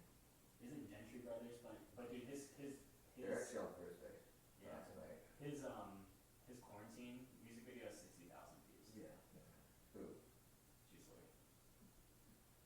But like, I think that's the only real music video he's done. I was gonna ask him about the cipher that he did, but it just wasn't.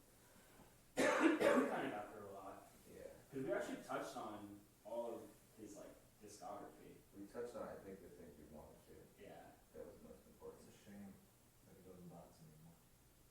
he would whoop your ass, dude. Yeah, you get fucked out of He's here. like 80 pounds bigger. Dude, How much do you weigh? I fought someone that's 215 pounds on steroids, and I beat him. So I don't think you know I guess what yeah. you're talking about. Jack's gonna defense. I'm just saying, I don't think you know. I don't think you know.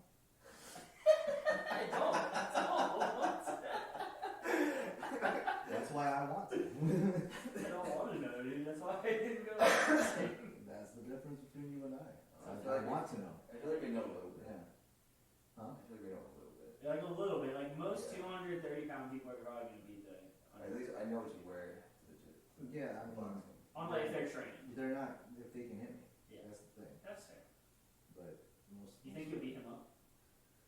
I don't think I have the power to make him scared, but I think that if I hit him in the face enough, he said he's not. Yeah, he doesn't want to get hit in the face, Yeah. so you know his weakness. Yeah, I mean, that's gonna be what happens. So you get hit in the face a lot. Getting hit in the face. Yeah, and then eventually, like, you're just gonna wanna cover up your face, and then I'm just gonna go to your body, and then you're gonna let your hands down, and they'll start hitting you in the face again. And then what if he kicks you in the balls? And I'll start kicking you. Dude, I can kickboxing too. That's fine. We can go anywhere. I like that. I want to do that. And I'm sad that he's like, he didn't want to. Same. Yeah, I mean, I'm upset for you, dude. No one ever wants to play. Like, I thought no you one said ever your gym- wants I to thought you play. said your gym was packed. My gym has 2 new people in it. You said that like it was like a fucking It is a big deal. weight. It's a big A deal. large weight on your shoulder. It is a big deal because I'm the only one like fighting these people. We're all fighting each other, so the more people So it that are is there. kind of full. It is. The rotation's kind of heavy right now, but I wouldn't say it's full. Like, I'm exhausted after, but I wouldn't say it's full. We could probably get 2 more. I'm trying to get Trey to come, but You probably will. You just gotta make them. I can't make him do anything. You can't. Why not? He doesn't respond to my texts a lot. So come over one day. Yeah. Say you're making music and then beat his ass. Fucking throw his piano on the ground. Like, why don't you fucking use this? Why doesn't he use it? It's a nice piano. Every time I make beats, my door's open. I never make beats with my door closed. Unless it's late. I don't understand that Trey lives next to a beat maker. He lives with you. Dude, fucking Gabe's trying to make a project and he's like, dude, I can't fucking find any beats for the low. And I'm like, yeah, I don't know, man. Like- tell you.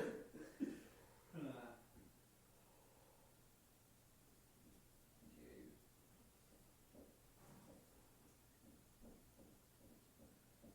Alright, guys, what are we doing? The same thing we did yesterday. I'm trying to do this with you. I'll get some food. I'll take a shot of this gin here. I'll have a little sip of something with you, but You wanna make another drink? yeah, we'll have one more drink. Then honestly, I have time for one more drink, and then if you do, I don't have shit. Let's do the GMTs, because I'm not doing that whole thing again. Well, that's either way. Yeah, I'm down for a drink, and then like let's actually go get some food, and then if if you take Jack to his house, I might just ride over there because I work at 4:30. So worst thing, I'll just go get a coffee or something.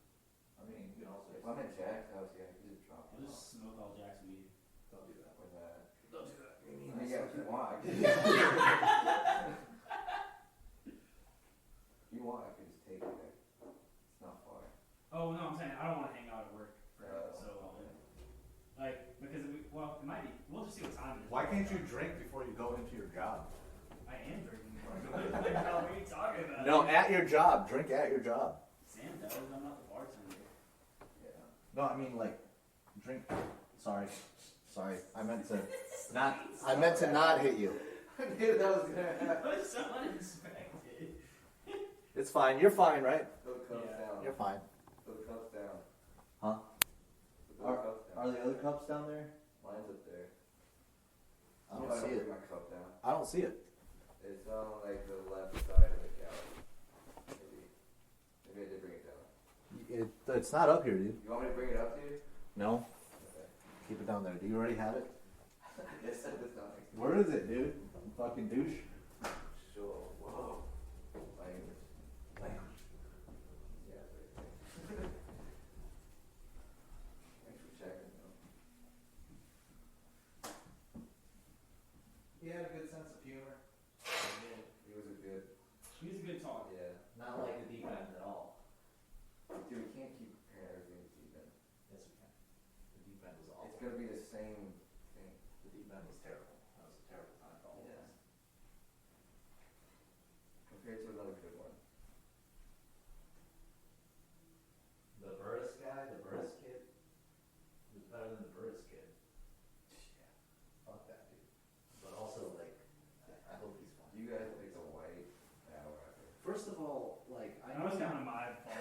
also, Honestly, I'll blame myself. He has a big following online. Yeah, no, I'm gonna go ahead and say I think it was a good move because the people at work knew him. That's a huge thing. Like they don't know anyone that we talk about, and they know about Burris.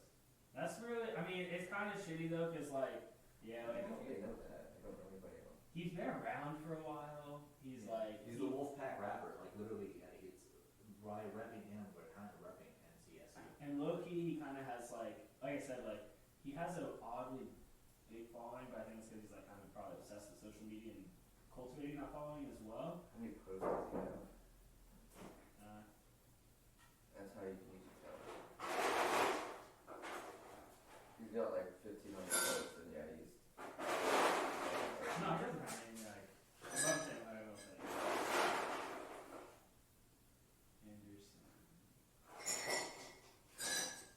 He has 272 posts, but he has 63,000 followers. 63,000 followers. Yeah. But I feel like that's because he's like very.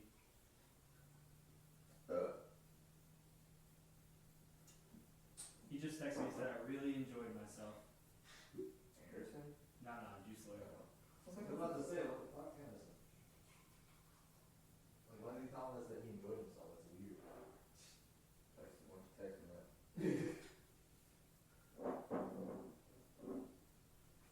Yeah, I'll message him back and give a little bit of that was a great time, had a good time. I always try and message people that be like, yeah, thanks for coming through. Professional. Yeah. We're an entity.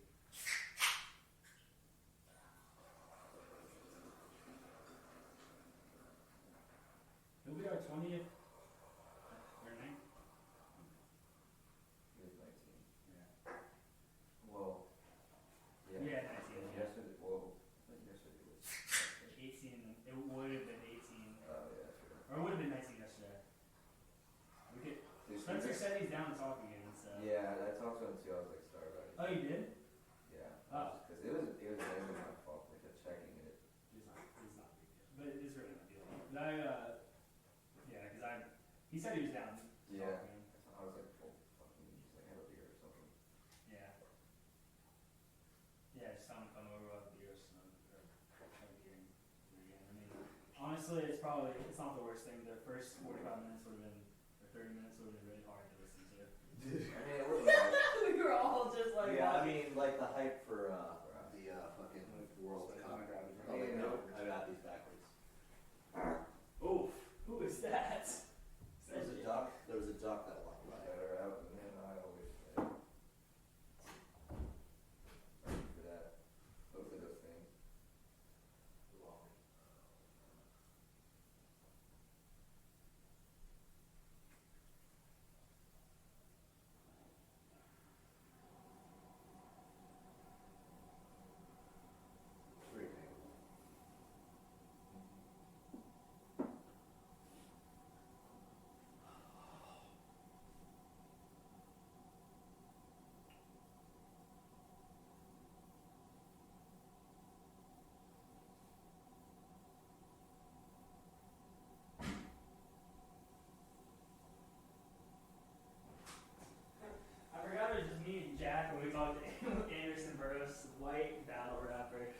But it got a We little. should have said that. We should have said that. Yeah. White battle rap. Well, Jack did kind of come for his identity as a battle rapper a little bit.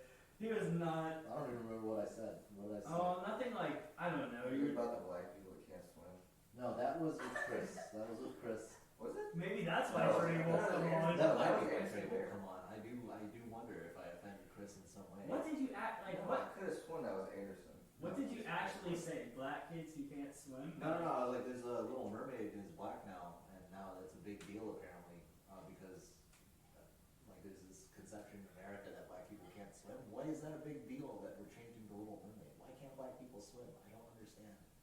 So I feel like you're saying you're pro Black Mermaid, but just saying in a really roundabout way. I'm not saying I'm pro anything. I'm saying Not I pro don't anything. You're understand just what why I'm we're saying. making a deal out of it. You're not, but you're not like you're not one of the people. Like I feel like He's some taking a stance of which that is not a stance. Yeah, Why- exactly. Why is Because this a problem? that's what I'm saying. Your stance is like Black Mermaid's no issue. And I then- think and then some he people said- might think like I don't think that. I don't think he thought that because he actually seemed to be really enjoying the conversation. Yeah, Chris followed that with, I don't know, you'd have to ask them. Yeah. You'd have to ask the people who made Honestly, dude, I think Trey and Chris thing is probably not as deep as you think. No, I think honestly Trey just, like when I tried to talk to him that time, it just seemed like he was stiffing me. He said he'd get up with me at some other time, and then he never texted me, so. Trey.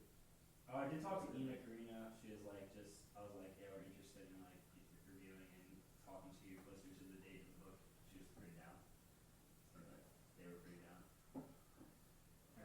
We have to remember, if we interview an author, it's his back. Yeah, and Trey was upset about that, I think, too, that we're trying to interview her, because he told me specifically that he hates her. Well, I don't care. I'm trying to talk to anybody. Oh, now we gotta interview her. Yeah, You gotta know why he hates her. He Yeah. hates her because she walked into that coffee shop, she works there, Yeah. and she walked in and said, I just won $20,000 on a poetry prize, and like kind of flaunted it for several weeks.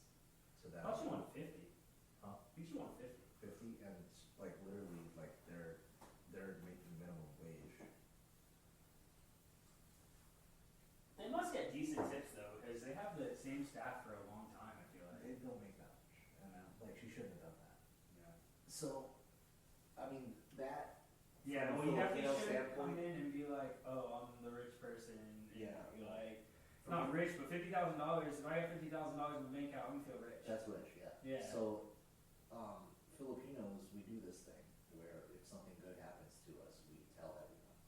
I don't think that's just I Philippines. think that's everybody. Yeah. But the way that we do it, it really does feel like nah.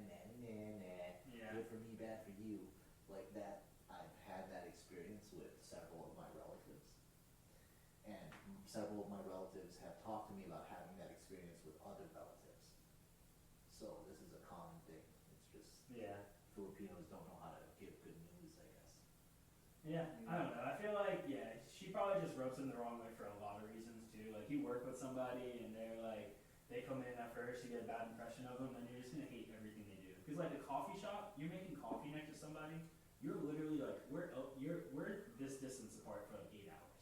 She also apparently doesn't do a lot of work there. That makes sense. So Because she doesn't need to work. yeah, I'm like, then why does she continue to work there? Yeah, but honestly, dude, you can just pay your bills and then keep that 50,000 and just let it keep accumulating. No, I mean she could work at a school. She could teach. She just could. do She has her something. MFA from NC State. Yeah, she could be a teacher. Like, But she probably doesn't want to teach at like a high school, you know? no, she could be a professor. She released a book. Well, I'm saying now she probably can. It might have been harder for her to get. Maybe, I don't know. Yeah. Maybe she also, like, some people don't want to teach, you know? That's the road, right? That's the road that Yeah. writers go down. No, I understand. I mean, I get it. I'm just saying, like, It sounds like she's already gone down that road. yeah, I wouldn't be surprised if that's something, I mean, we could ask her about that, but if she's thought about teaching, I'm sure she's thought about it. I mean, I don't know, like, how many openings there, like, in NC State, you would think they would need hella people to be teaching and shit, because it's a big school, big classes and everything. I don't know, like, she might be just comfortable here and be like, I'm not gonna move anywhere and there's not a job here. And I keep getting prizes, I don't really need to do it. She's not going to keep getting prizes. I'm not saying she will or won't, but she got $50,000 one time, so That's gonna That's last. usually what happens though. Is like you Yeah. get one big one, and then they put you on a shelf. Yeah, because they're not gonna, because you're not fresh anymore. I mean that makes sense. I get that. And you know what? I'm not mad at that, but I saw that that was how the industry treated people.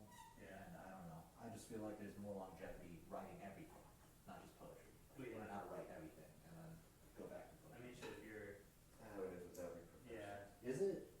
Yeah. I mean, shit. Same It's thing not. for It's like if baseball. you're a philosopher, you You shouldn't. gotta know all. If you have the full toolkit. Dude, yeah, you could be the greatest baseball player, but you still might not be able to play MLB. Yeah, like It's dude, not all. It's I a mean, lot more moving parts. than dude, there's just philosophers who talent. literally just focus on like action theory, Mm. essentially, or something like very narrow. You know, Yeah, like, specialists. yeah, but like the idea that you're a actually great philosopher who only written in one subject It's a falsity, right? Yeah, It's gotta be. and I had a professor who told me that like that's one thing that like a lot of English schools in particular aren't great at compared to the American systems. Is in the U.S. system, if you get a PhD, you have to list like really do a holistic study of all In England?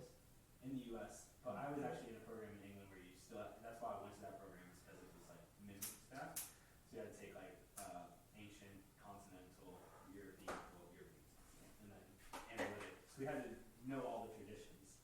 So, but just the idea is that like what I'm trying to say is like I think it translates the same to creative writing. Like I mean, obviously you don't like expect a lots of poet to schools. be a what? There are lots of schools though. Well, there's lots of schools. I'm just saying, I don't think you're a great writer if all you do is the only thing you wrote was poetry. You know, like I don't Can know. you consider yourself one of the best writers of all time? Exactly, I that's think you what I'm can though if your poetry transcends poetry. Well, that's different. Yeah. Yeah, if your poetry gets to that stage, I mean, I guess, like like- Olio, like Olio by Tahimba Jess, that transcended poetry and became, you know, Yeah. I mean, I was trying to think like I don't know. Like, even though like even I mean people who are mainly known for their poetry from the 20th century, like Ginsberg, like he had short stories. He had did, yeah. had like more. but Allen stuff. Ginsberg, you know, I know he wasn't an institution or anything. I'm just saying. he's really well known for watching the demise of his friends, Which yeah. and that was really. But I mean, Jack Kerouac wrote Mexico City Blues. Same thing. He got off on the destruction of his friends. Well, they all did. Not That's got the off. It's But off. no, it was kind of the destruction of himself too, honestly. Because by the time he was 30, he was just done. Yeah, Yeah. that's not what I want to do. There's No, gotta no. be like a level But of like all I'm living as saying a is writer. all I'm saying is they write in different formats. They do, And they but they can't be considered any of them, I think, the greatest writers of all time. Oh no, but collectively, that's why you don't hear, and you hear more collectively like the beats, you know. Like I feel like that's you talk about the group more than the individual sometimes in that sense. But yeah, I get what you're saying. I just think like, yeah, I say like most great writers, even if they don't publish it, are writing other stuff. You know. Except Stephen King. Yeah, he's just. He only ever did horror, and some people consider him the greatest writer of all time. Did they really? I don't Yes. like talking in greatest of all times. Yeah, it's a hard thing to do. I feel like, especially with writing, you have to do like tiers almost. Well, we Yeah. But like, Well, like we- think about basketball. Like you have your top tier of like you we have study fucking in eras. LeBron, Jordan, and Even Bill that, Russell. Yeah, what would you even say? they studied in eras, right? Would you say Bo Jackson is more prolific than Michael Jordan just because he No. played more than once? No, but I would say Bill Russell is. Why? Because he won the most? He won the most. He has the most rings. Yeah, but does that mean that the poet with the most awards is the best? How do you know what kind of team No. you have? Who was he playing against? Emily Dickinson, nobody read her poetry till she was No. dead. Tough for her. She sucked. But I'm saying, No, I don't think so. But I'm she didn't saying, suck. No, I'm she just sucked. saying like you're. But the greatest of all time, like. I'm so- saying you don't have to get the awards. Like it's different because in basketball, I mean, you're still not the best just because you have the most awards. Because there's like an NBA. I think the dude with Robert Horry had like 7 championships and was a role player. But Bill Russell had 12 and was a role player. Who must have 12? He won 4 in high school. wait, 4 in high school. 4 in high school, 4 in college. Oh, you're saying like he won? Okay, he won. So and then, he's like literally in the NBA. The greatest of all time. Yeah. But I don't think like winning that's the only thing because It's like if he wasn't on, if he didn't get drafted by the Celtics, I mean, was he that's gonna true. win 10 That's true. championships? There's a chance. There's a chance though. We'll never know because Bill Russell was such a key part of the Celtics offense that Well, like Kareem Abdul-Jabbar, Did you he watch brought in basketball back Milwaukee then, though? and that is. I watched some. I didn't watch it at the time because I It's was fucking pathetic. It was. It was. Not to say that Bill Russell isn't great, because I'm a Celtics fan.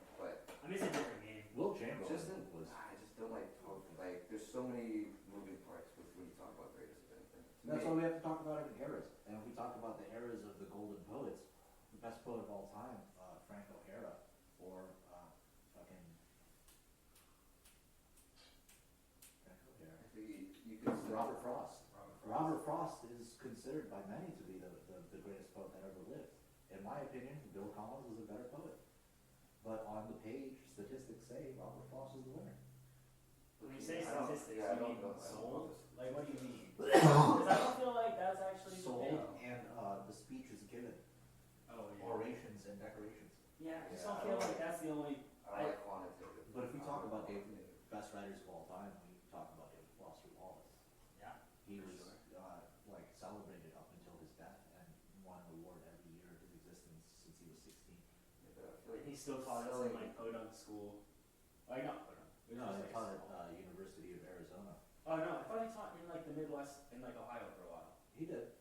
Okay, but then he moved to Arizona. Yeah, when he started getting big, he needed the institution to keep him Because alive. wasn't he at a small liberal arts school? Yeah. And 'Cause I they watched- were doing I know. nothing for him. They were making him Yeah, his go life was crazy. terrible. He was Yeah. like his life was bad. They were making him go batshit insane because of the fame. So he moved to Arizona and the institution started protecting him. He still ended up killing himself. Well, Arizona's the biggest. I thought it was. I didn't know that he made that move. He made that move to try and save himself. It didn't work. Yeah, I don't think there was any saving him in the sense like the dude was. So we talk about greatest writers of all time, or the moniker that I'm trying to pursue, because that is the moniker I'm trying to pursue. That's been the moniker I've been trying to pursue since I was a little boy. Greatest of all time. That's Greatest writer of all time, from your perspective or everybody else's. from everyone else's. So even if you're the greatest, everybody else, what if you don't think that of yourself? Well, it doesn't matter. It doesn't matter what I think. Really? It just matters what I do. I feel like you won if you think you're the greatest ever. Personally. Kanye didn't win. Exactly. Narcissism is not victory. I don't think delusion is victory. I don't think you could really assess yourself as the greatest ever, because somebody's gonna come and be better than you. Yeah, for sure. Right. Well, Just that's what I'm like- saying, it's silly to try to be. Just be as good as you can be, greatest. you know? That's what I'm saying, that's how I you disagree. can I think that's the. I think like Not one of the losing. things that the writing coaches taught me was that you need arrogance in this game. And if you don't, you'll never write anything that's worth reading. But I feel like that's also in this scheme of like, Art. well, in the scheme of like being in There you go. academics as well as like you have to be publishing stuff or you're not worthy and you might not be up for the job anymore. Like that, and unless you publish something seminal where you can just sit on that for a long time, you have to continue publishing. Yeah, and I think that part of that is like a lot of jobs need you to upgrade your like UI for your computer. We're constantly upgrading our UI for education. That is what we do. That is part of the job. So it's a constant process of moving forward. But I don't think creating like you have. Sometimes you moving forward is like just sitting with yourself and not actually producing anything for a while.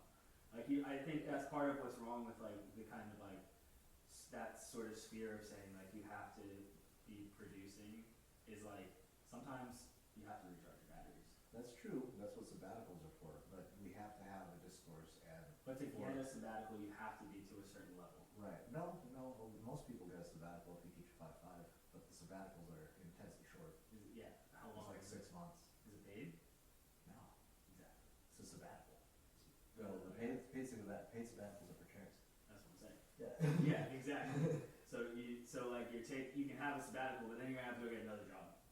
Yeah, but Like unless you have. I made good money as a professor, $2,400 a paycheck every 2 weeks, right? So I mean, you said you made like 55,000, right? probably a little more than that when I was teaching 5-5s, but I only taught 5-5s for 6 months out of the year. So 55 was probably, and I made a hell of a lot more in construction. So it just doesn't make sense to publish all the time, but I also understand where they're coming from, that the discourse has to exist because that is the scam.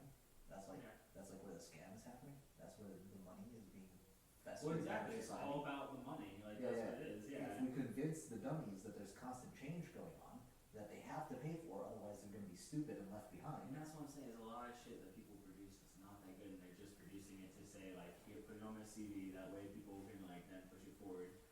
That's the only issue I say I have with like But I think it does tie back into the greatest of all time thing too, because it's like if you're just looking at the numbers, that's an issue. Yeah. The numbers can tell you a lot about the story, but you watch Jordan play basketball, and you're like, you gotta watch LeBron James with basketball. You watch him with that block that he had in the NBA Finals against the Warriors. That's only one block on the stat sheet, but it's that It's the whole encapsulates. narrative. It's the narrative. Yeah, Like, it encapsulates everything. I mean, stats can lie. I agree with you. They But do. Ernest Hemingway, he's the most published writer that we have in America. It's just really hard to. No, I feel the same because way he was a with journalist. His He was writing's an so artist. easy to consume. He was also a journalist, Yeah. so a lot of his published work was articles. Yeah, that's true. So That that republished. that gives me hope that statistics do mean something, because Ernest Hemingway on paper, I mean, they I do think make it's sense, greatest right? writer. I like her. But I sold the book. Because he worked at it. He Yeah, I worked mean, everything. well, that's the thing. It's like you can work at it and work at it and work at it, but you don't have to publish. That doesn't mean you have to publish all the time. You could, because that's the thing. Is like Ernest Hemingway, yes, like was publishing all the time, and a lot of it was really good. But not everybody's gonna have 15 works that people are reading 70 years later. If you could have one, and you spend the amount of time needed on that one, I think that's probably worth it for most people. Do an album, not an EP. Mhm. Don't make an album, not an EP. I mean, I would love to also make an album. I want one. Yeah, it sounds like you're trying to. I Make want some one of music. everything. I want one of everything. I want a TV show. I want a novel. So quality. I want a book of poetry. Like, I want one of everything, so that when I get up to heaven, I can just have a stack and just be like, When? so that when I go up there, I have a stack, and I could be like, hey, which one of these things earns me another trip down there? I mean, I You feel can like have a trip, but you have to be I feel like Beatle. A beagle? Beatle. Ah. TV show. Dumb Would be, Beatle. a TV show would be fun to write, but you're also like You're TV back shows are there, written so- in committees. I feel like. Can I just be a beagle? Owned by you? No. You treat dogs Oh, well. you'd much rather be the Beatle. You already have one podcast, so Huh? you have one podcast. You should, That one podcast, Greatest and I have a podcast of group all of friends. time. I have a group of friends that like me, I guess. Yeah, I See, mean, how can you put quantitative data on that? I can't really. you have a. Exactly. I mean, you pretty much have a full length manuscript. I do. No one wants it though. Yes. I mean, Also, the best. you really books- haven't tried to market it heavily. No. Also, the books. Maybe I should. I'm not really interested in marketing it per se. But you're saying you want the numbers. If you want the numbers, you have to be the marketer. That's part of the issue. You know, Yeah, like you gotta work on being a fan yourself. Look, I didn't need to market it back when I was in the MFA program. I just read it, and then 3 people decided they wanted it, so they published it. It sucks that I live in a digital space. That's where my work happens now, and it's not the best. I would love to find a community where I could just go out and do work. we want to do. Would you write it? Nobody read it. Nobody read it. You still write it. Yeah, I do. What do you, So what why do you, do you feel what do you concerned need to do? about What kind of everybody work else? do you need? Performances like the MFA type, where I'm trying to tell people something, but I'm trying to So tell it's- people who aren't listening. The reading components. Yeah. Going to readings. That's I mean, what there's not a strong. I was just. It's you dead think here. It's dead as fuck here. Do you think there would be something around the like? The MFA program? It's always around the MFA programs, but here's That's the what I'm thing: saying. NC State has one. the MFA programs are insulated. Yeah. They're insulated, so they protect the poets from reality, so that they don't get shattered. Yeah. You know, Yeah. because if they see what reality really is, they They're would not be gonna- they're spewing gonna the be- fucking garbage that they're actually spewing. Yeah. You understand? I hear you. I hear you. That's why I'm here. I want to write real poetry. Hell yeah. I am.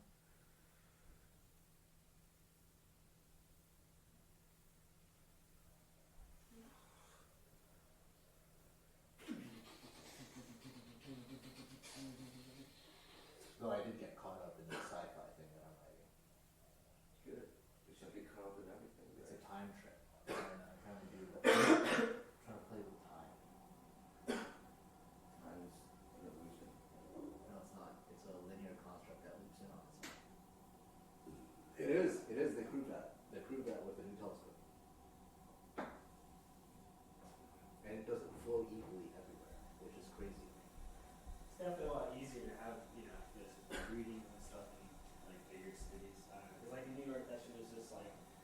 were readings all the That time. was standard, right? Yeah. I So had people I worked with, they're just like, they'd be like, yo, I'm having a reading. It's like, alright, let's go. But yeah, like just anywhere, bar, somebody's living room, fucking anywhere. yeah, I would love to have that here, but I don't know a lot of people that like admit that they're poets or they like. It's just musicians. Everyone's just like, I don't Everybody, do yeah, music. there's a lot more musicians, I do I would music say, here. for And sure. like, There's not a huge, the writing community isn't super big, but I've had a few people like I've kind of seen, I haven't really met through like online or whatever. A few people like was trying to do like some writing ideas around here. Like there's a girl who followed us who's like she has her own kind of thing going on, but she went to Columbia, bachelor's, not master's. it was right. So yeah, so she graduated Columbia, some sort of writing. Like I need to read more of her writing, but she has a little podcast and like I had newsletter. an old professor of mine named Mark Castle, a horror writer. Of all things, he was Unpacking one track. yeah, he was like a really good mentor of mine. A complete alcoholic, but he won the Bram Stoker's Award for his novel about xenophobia. About xenophobia? Yeah, he wrote a novel about xenophobia. It's like really whimsical, and his writing's like nuts. He writes like a crazy person would write. He teaches at Columbia. He teaches creative writing at Columbia. That was the first young adult contest I ever won. How old were you? I was 7th grade. Oh, so you were starting, like, you were submitting things in 7th grade. Yeah, short story writing stuff. You have, like, did you do, how did you get into it? I was doing, like, honestly, did some writing, not short stories or anything, but, yeah, definitely wasn't really writing short stories. I got into that because I've always been writing. Yeah, And because I spent most of my time in the library after my mom would beat the living garbage out of me. that's, So it was an escape from abuse. yeah. I started, honestly, the first thing I ever remember writing that was, like, got picked up was around, like, probably 8th grade, but it was, like, it was about, like, sports. It was about, like, analyzing, like, an NHL hockey, like, TV contract. And then my dad was like, you do that? I'd written it in my phone, I had it all in, like, notes. And it showed some guy who had, like, a sports blog around. And it posted, like, a 13-year-old. So that was kind of cool. Yeah, nice. But, yeah, so, I don't know, like, I wasn't writing like that, I would say, until, like, I don't know, I didn't really transition to more, like, personal kind of shit, I would say, until, like, 18. But, I don't know, I was always, I get that, though, like, yeah, I feel like you were more into other world things than me, too. Like, not that writing in that sense, but, like, you more like science, like, trying to think of movies that are kind of other worlds. Yeah, I love other worlds. Yeah. At the same time, I worship Kubrick, and I am very firmly rooted in this reality, right? Oh, I'm not saying you're not. I'm just saying, like, I feel like that makes sense. It kind of makes sense, like, because if you're writing to get away from something, like, not that you don't even have to create your own world while doing It that. definitely started that way. Like, I started as a disassociative thing, but part of like the worship of Kubrick and the worship of like people like Scorsese is the ability to grapple and deal with a very difficult topic that is reality. Yeah. And part of that was me like dealing, how do I deal with the fact that I'm getting fucking abused every day? How do okay, so I am getting beat up, understandable. How Not understandable, but I like you how do understand I that. understand it. How do I stop this from making me kill people? Because that's what it's making me want to do. Were you violent in school at that point? I had begun to be violent in school. Yeah. And then I stopped being violent in school because I realized you can't get ahead in society if people see the violence. Yeah. So I started just doing it outside, like outside of school, and people would be scared of me in school because they knew who I was outside of school, because I was like two separate people. It was like I'm a straight A student in school, but then when you see me out there, I'm just a completely random whack job who could just go off on you. Yeah. And people have jumped me before, and like it just doesn't seem to stop me. Like something's wrong with that kid. Stay away from it. It makes a good artist though. Yeah. And then the people who didn't stay away from me were like my best friends. Like, they're like, why are you like this? And I'm just like, this is what's going on at home. And then a couple of them would try to tell the counselors, and then the counselors would get me into even more trouble, and I get beat. I mean, I Yeah. feel that way about people where But I feel like that makes sense because they probably called on your mom or some shit, and then she was probably like, "Oh, you fucking did this." yeah, dude, that didn't go well for me. Yeah, because I get that. That's why a lot of kids don't call about abuse at home or tell about abuse at home, is because then it's hard to. there's gonna be you're not separated, because it's very hard to separate even adopt, like, you know, I know you were adopted, but like, you know, either way, that's still like your guardian, and so like it's impossible. It's a lot harder for the state to separate you from your guardian. Right. And I didn't care to be separated. I just knew I had to survive 18 rounds, right? The top right hand of my screen just said survive. But you were probably you wouldn't want to be separated, but you were making some calls for help. If you were telling your friends, you knew, like, not in a substantial way, but you knew that what was happening was not normal. I mean, I would also tell my dad. I would just straight up tell my dad what was going on.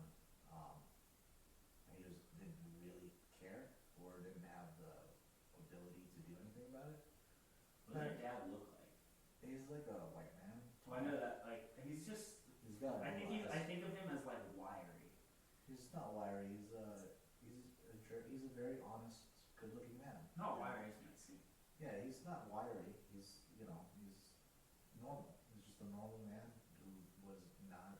He doesn't know what to like, do, probably, yeah, honestly. like, these are two Filipino people that live in my home, and like they should just deal it out. It's their country thing. It's an old country thing. She's probably just like, this is what we do. Yeah, this is what we do. And she told me to say that too. It's like, yeah, I guess this is what we do. Because you can get away with a certain amount, like. And you know what? I do internalize that level of violence. This is what I do. I am a Filipino. But I feel like you wouldn't Over there. transfer that, like. No, I'm not gonna hurt my kids, and I'm not gonna hurt people that don't want to be hurt. Consent is a big thing for me, right? I need your consent to hit you. Yeah, but that's why I like Stanley Kubrick, because it allows you to confront. Like his works are a confrontation of violence, a confrontation of the true face of violence. He didn't write it, but he directed it. Directed it. But I read the book. But I've seen the movie, but the book is Ken Kesey wrote the book. But it's a good book. I think Sam has now. That is a fantastic book. Yeah, I like it a lot. The levels that it took to write that book are not something that I could do myself. I don't think so either. It's hard for me to get that level of How do you disassociate? Yeah, that's what I was saying. Dissociation. That's the level that I feel like is. I can achieve Christopher Paolini level of disassociation. That's my level of writing right now, where I can separate and create a whole world, but it's based off of the building blocks of this world. That's anything I write is going to be very tied into reality. Christopher Paolini wrote Aragon, the Inheritance series. Are you familiar with it? Dragons? I actually don't know it either, honestly. Okay, it was really good. He wrote it when he was 17.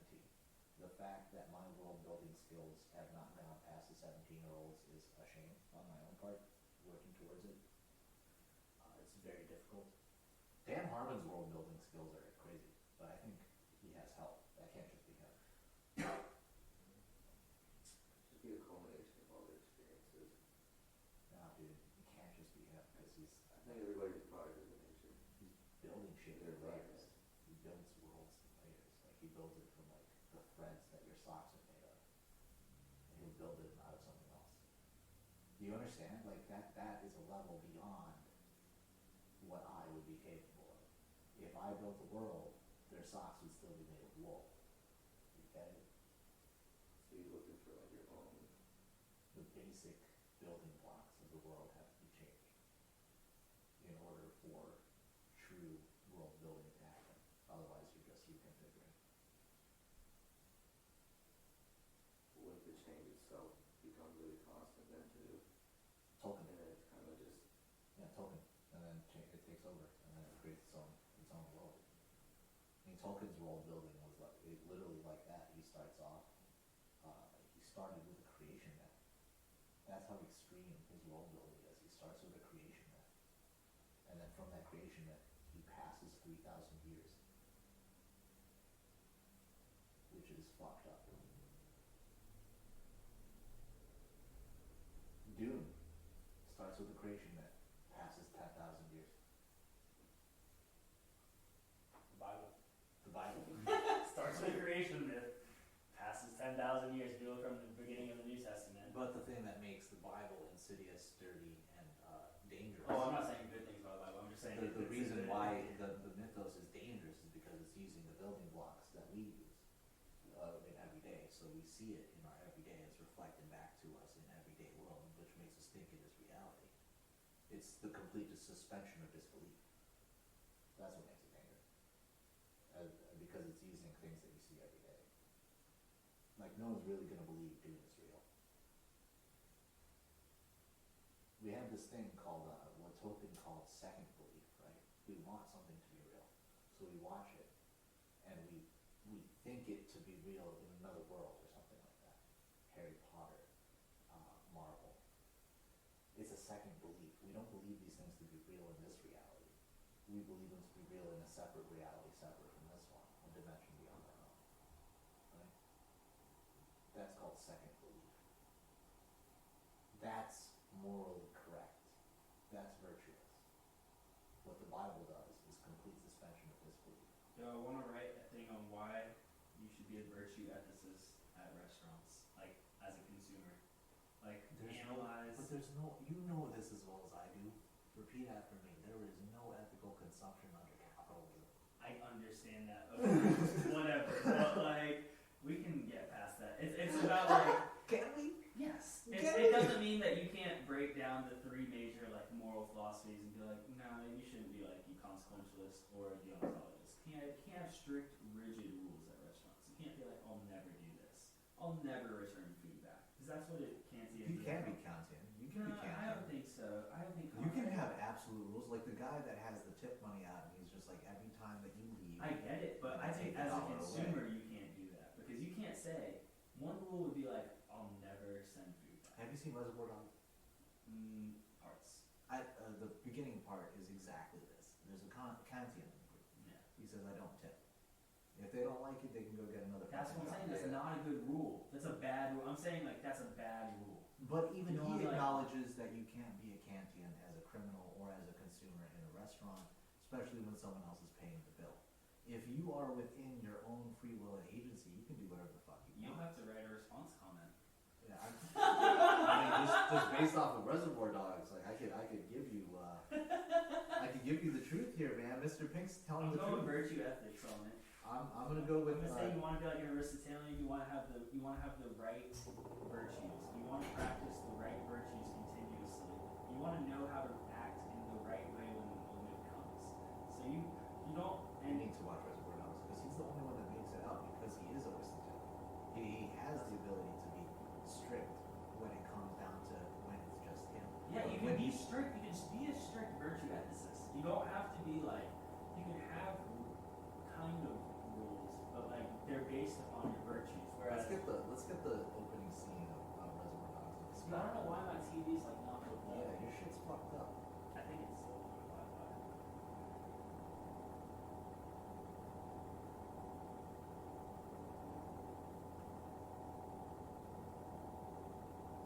My TV was working yesterday. Are we alcoholics? I've been drinking a lot last week, but You've been drinking a lot for a reason. Your life is not. but we're not alcoholics. I love you, Tyler. If you need anything, I'm here for you. You're good. Yeah, thank you. You have family to go to before you go to me. No, it's not like that, but he's like, don't call me too quick. Where is this?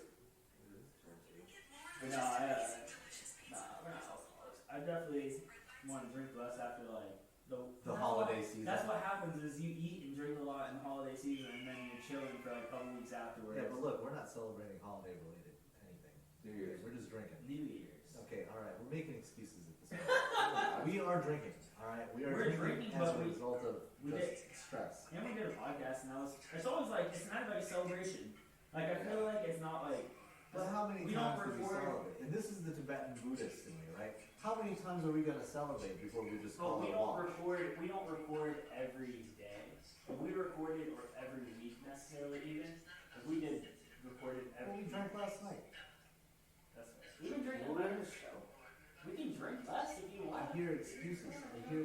And I Well, should be I know the I'm last not- I one. know I'm not. I should be the last one saying this because I drink probably more I've than definitely been drinking more than I normally would the last week or two, but like in general, I feel like it is. Do we have a problem? That's my question. No. No, I think I'm. No, You're I think fine. we're- I think we're You're in good. denial. I'm totally fine. I think we're mostly ready. I really feel like I don't really tend to drink that much outside of like when we do podcasts or how we're doing it during the week. Like, and we don't drink that much when we do it, so I feel like Yeah, we want to go to the fun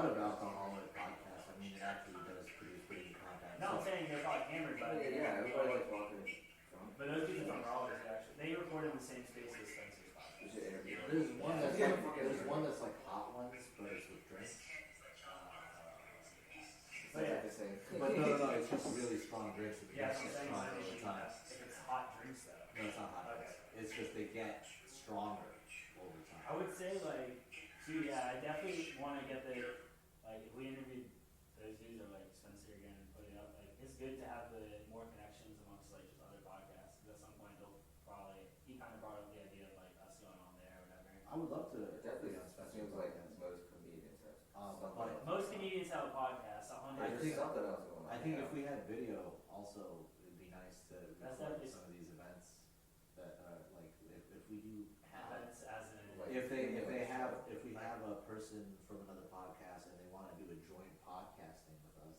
and they have video, yeah. I think it's not a bad idea for us to also have, And we can honestly Well, take that. yeah, that it would be both for podcasts. but not for Rendezvous, not for the Rendezvous, but we could have another series. Something else. Yeah, we could move on from the Rendezvous series after, Doesn't you know, even the have to same be amount of serious, time. we just do it Do something particular else. type. Yeah, specialized show. Do You know, multiple you things. burn like only half of that. Alright. Half The that steak shit was is made. fucking still, Want me to hit the rest? yeah. It's really like a 3-hitter. Look at that. Oh, I'll put a little more from here. Sorry guys. Yeah, the, Don't waste your weed. what's Lucas? There's people in Africa that smoke that weed. Yeah, the, Probably, this shit's fucking terrible. People in Have Africa. you had African weed before? No, I've never been Are you to sure? Africa. I don't know. I don't know, I can't imagine it's good though. I can't imagine. he's had once in Kenya. I also did Yeah, he's been posting video pictures. a white man in Why is Kenya. he- Yeah, with his family. Why is White man in Kenya. Christmas, I think. A white man in Kenya. Christmas for again, Christmas. That That feels He's a white cancelable. rapper. That feels cancelable, but it's fine. It's fine. We've already It's only put our hand. cancelable if Like, He's we're like already there on with like, I don't know if it's his father or his wife's father or whatever, but like, and his 2 kids and his wife. That's why he's a rapper. Who told him to go to Kenya? don't No know. one told him Maybe to go to somebody's like, Kenya. that's the motherland. Oh, bro, to the black people, not to you. Shit, I was Like, thinking, dude, Kenya's a fucking horn of Africa. That's a long way. That's because like Nigeria's East Africa. Because Nigeria wouldn't actually be that far, honestly. And that would probably be like going to like 3 hours more or 2 hours more than going to Spain. Because it's just further. Yeah, how much money did Tab They don't 1 want make any- this year? They don't want any white Where's people. the red hat? Red Hat's $55K a year. Dude, depends what you do.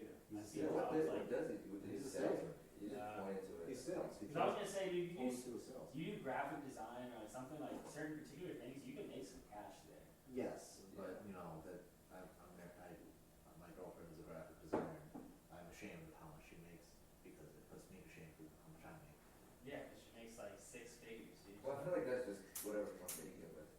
But she works for IBM, right? Yeah, I've got a couple customers. Yeah, She told me I could do it too, and I was like, it seems soul killing. It really does. She doesn't do anything else. That's her own thing that she She does. can make some designs for the forum. There's no little big entities where you We'll can pay her nothing. feel. She doesn't even want to. Well, She doesn't want to do any other design. She doesn't want to do it. yeah, because she's like so done with it. That's why I would. these. That's why I feel like some people don't want to teach because they're like, maybe that's gonna hurt me. But What did you do? What the fuck is that? Jack, your Am I dying? first time smoking. Am I dying? You must have pulled through like crazy Yeah, resin. you're pulling a little too hard. You pulled the shit out of his ass.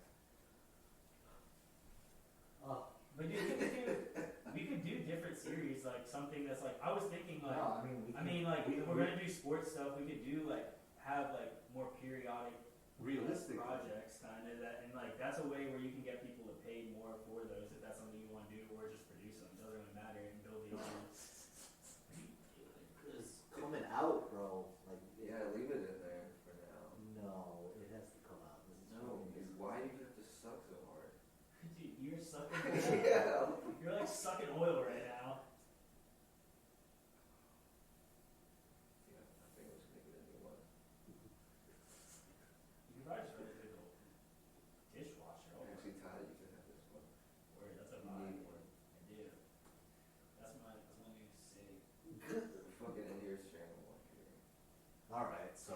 think it's shit is He out said we're in here sharing a one, dude. when we have enough for a blunt. And I saw a wrapper in the garbage for a blunt, Tyler. So I I see think that's they already used. Yeah. You smoked a blunt yesterday, probably after you got home. Am I correct? Yeah, I'm not gonna smoke one this morning. There's no need. You fucking piece of shit. I'm You sorry. fucking piece of shit. I was just like, I got up kind of early. I was like, sometimes when I smoke, I can then like do all the house shit. So I like put a couple Yeah, dishes yeah, away. I fucking set up the audio, or tried to set up the audio. Just a little frustrated for a second. Figured it out. Yeah. The audio's a trickier one. Sometimes I'm like, I shouldn't have done this. Alright, this is better now. Is it packed? No, it's not packing. No, you pack it yourself now. You did everything else. You sucked it dry. Suck you, try. You need to ask for Jesus, this. keep that. This is. No, don't do that. Suck it so loud. You should do it right. Yeah, Jackson, you gonna write something on last night? I have to. Yeah. You think you can Yeah. have it by like Sunday? Good job. Dex on it? I can have Dex on it. I don't think you do nothing. You don't pay me. I'm gonna make a little Exactly. video for it before then, and then put some words up later. You don't pay me. We don't pay you, but we're all We pay you in Yeah. social, We're the Three Musketeers. social We did. equity. And we can get, that's something I wanted to do next year, honestly, is get a couple. Can we get a woman? Yeah. This is starting to look bad. Yeah. It's good that we're not all white. I mean, two of you are. I would just like a woman of color. A black woman would be fantastic. Really? If we just get If that. we could get a And black I woman hate and to a- say that. I I hate know. to say that.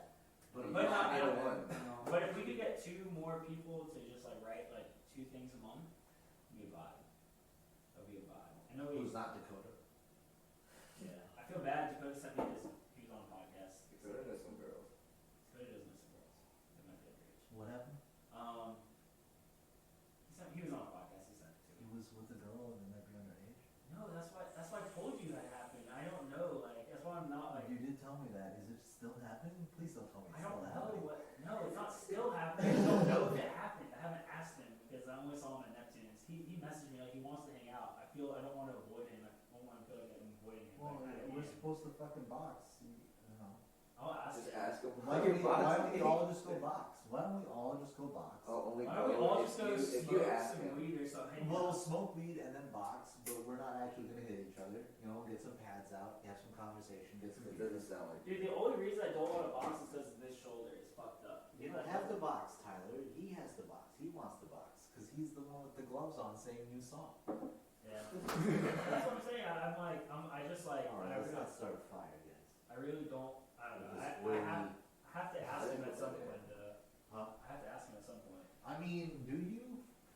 If he Or wants, can you believe that your friend We're didn't publication. yeah, like, I feel like I need to ask him. He's like, I want to publish an end of year song review.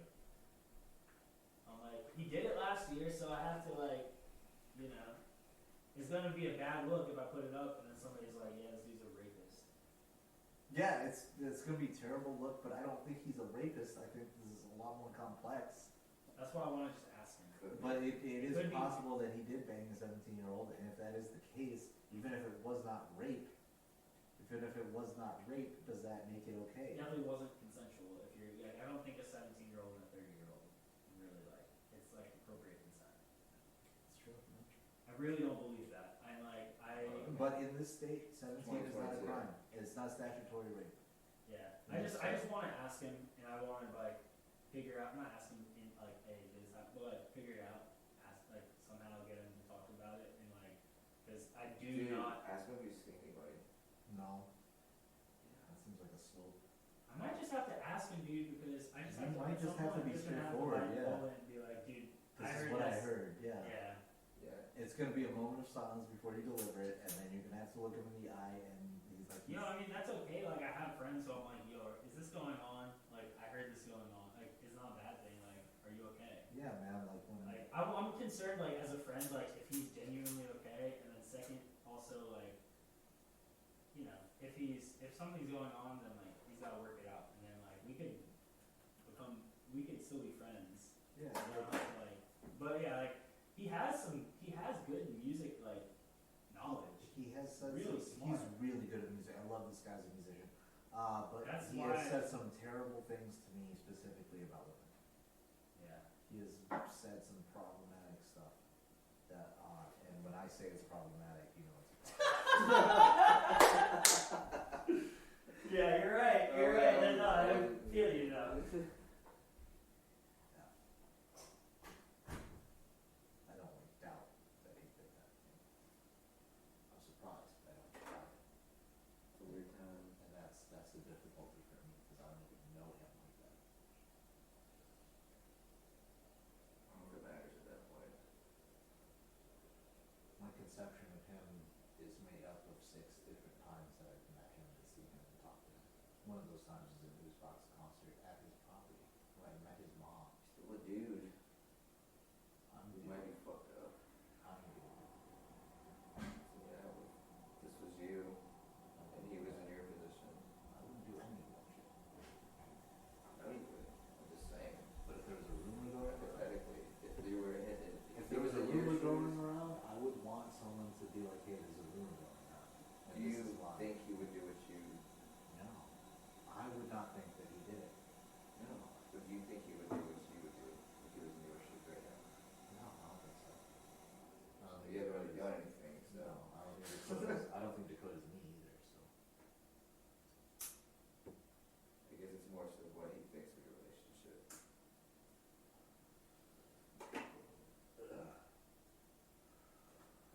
Get him LSD before you ask him a question.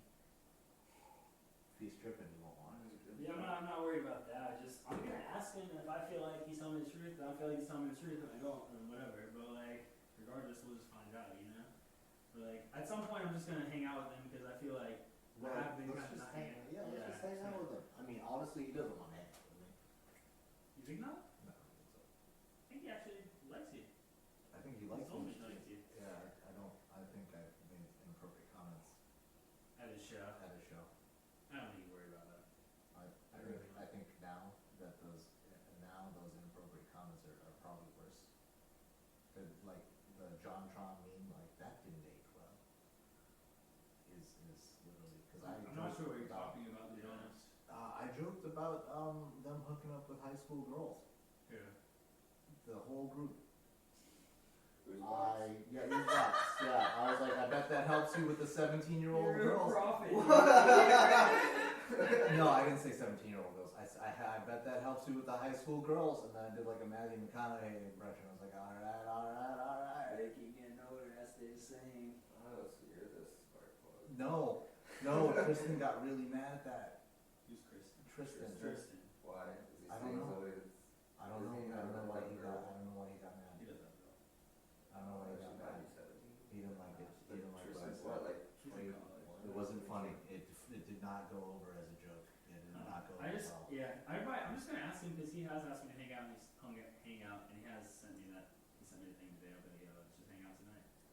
So maybe after. Yeah, let's hang out, that's fine. I mean, he's not gonna rate me. It's not even funny. It's dark. It's just a dark well. It's a dark well. If he's a rapist, I mean, he's not a rapist. I didn't know it was that.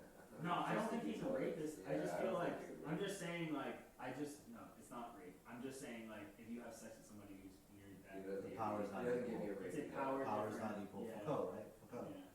Yeah, exactly. I do know a guy that raped. Really? Pretty hard. Yeah. Wait, One of like the guys I played softball with. yeah. He like owned a fucking softball company.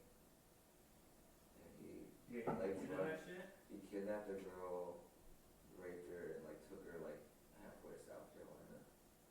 He had a wife. That's fucking gross. Can we call my girlfriend who? Yeah, go to. Are we getting some tacos? Yeah, she called me just now. Because if we're gonna get tacos, we probably got it. We should probably go stay there. Hi, B. Yeah, Call you me. gotta go. What time you gotta work? 4:30. Yeah, we're gonna go like right now. Okay. Yeah, no, don't worry about it. Alright. Hi, Nene. I love you. Yeah. Bye now. I know. Is that wrong? Is that not good? No, it was good. I don't know.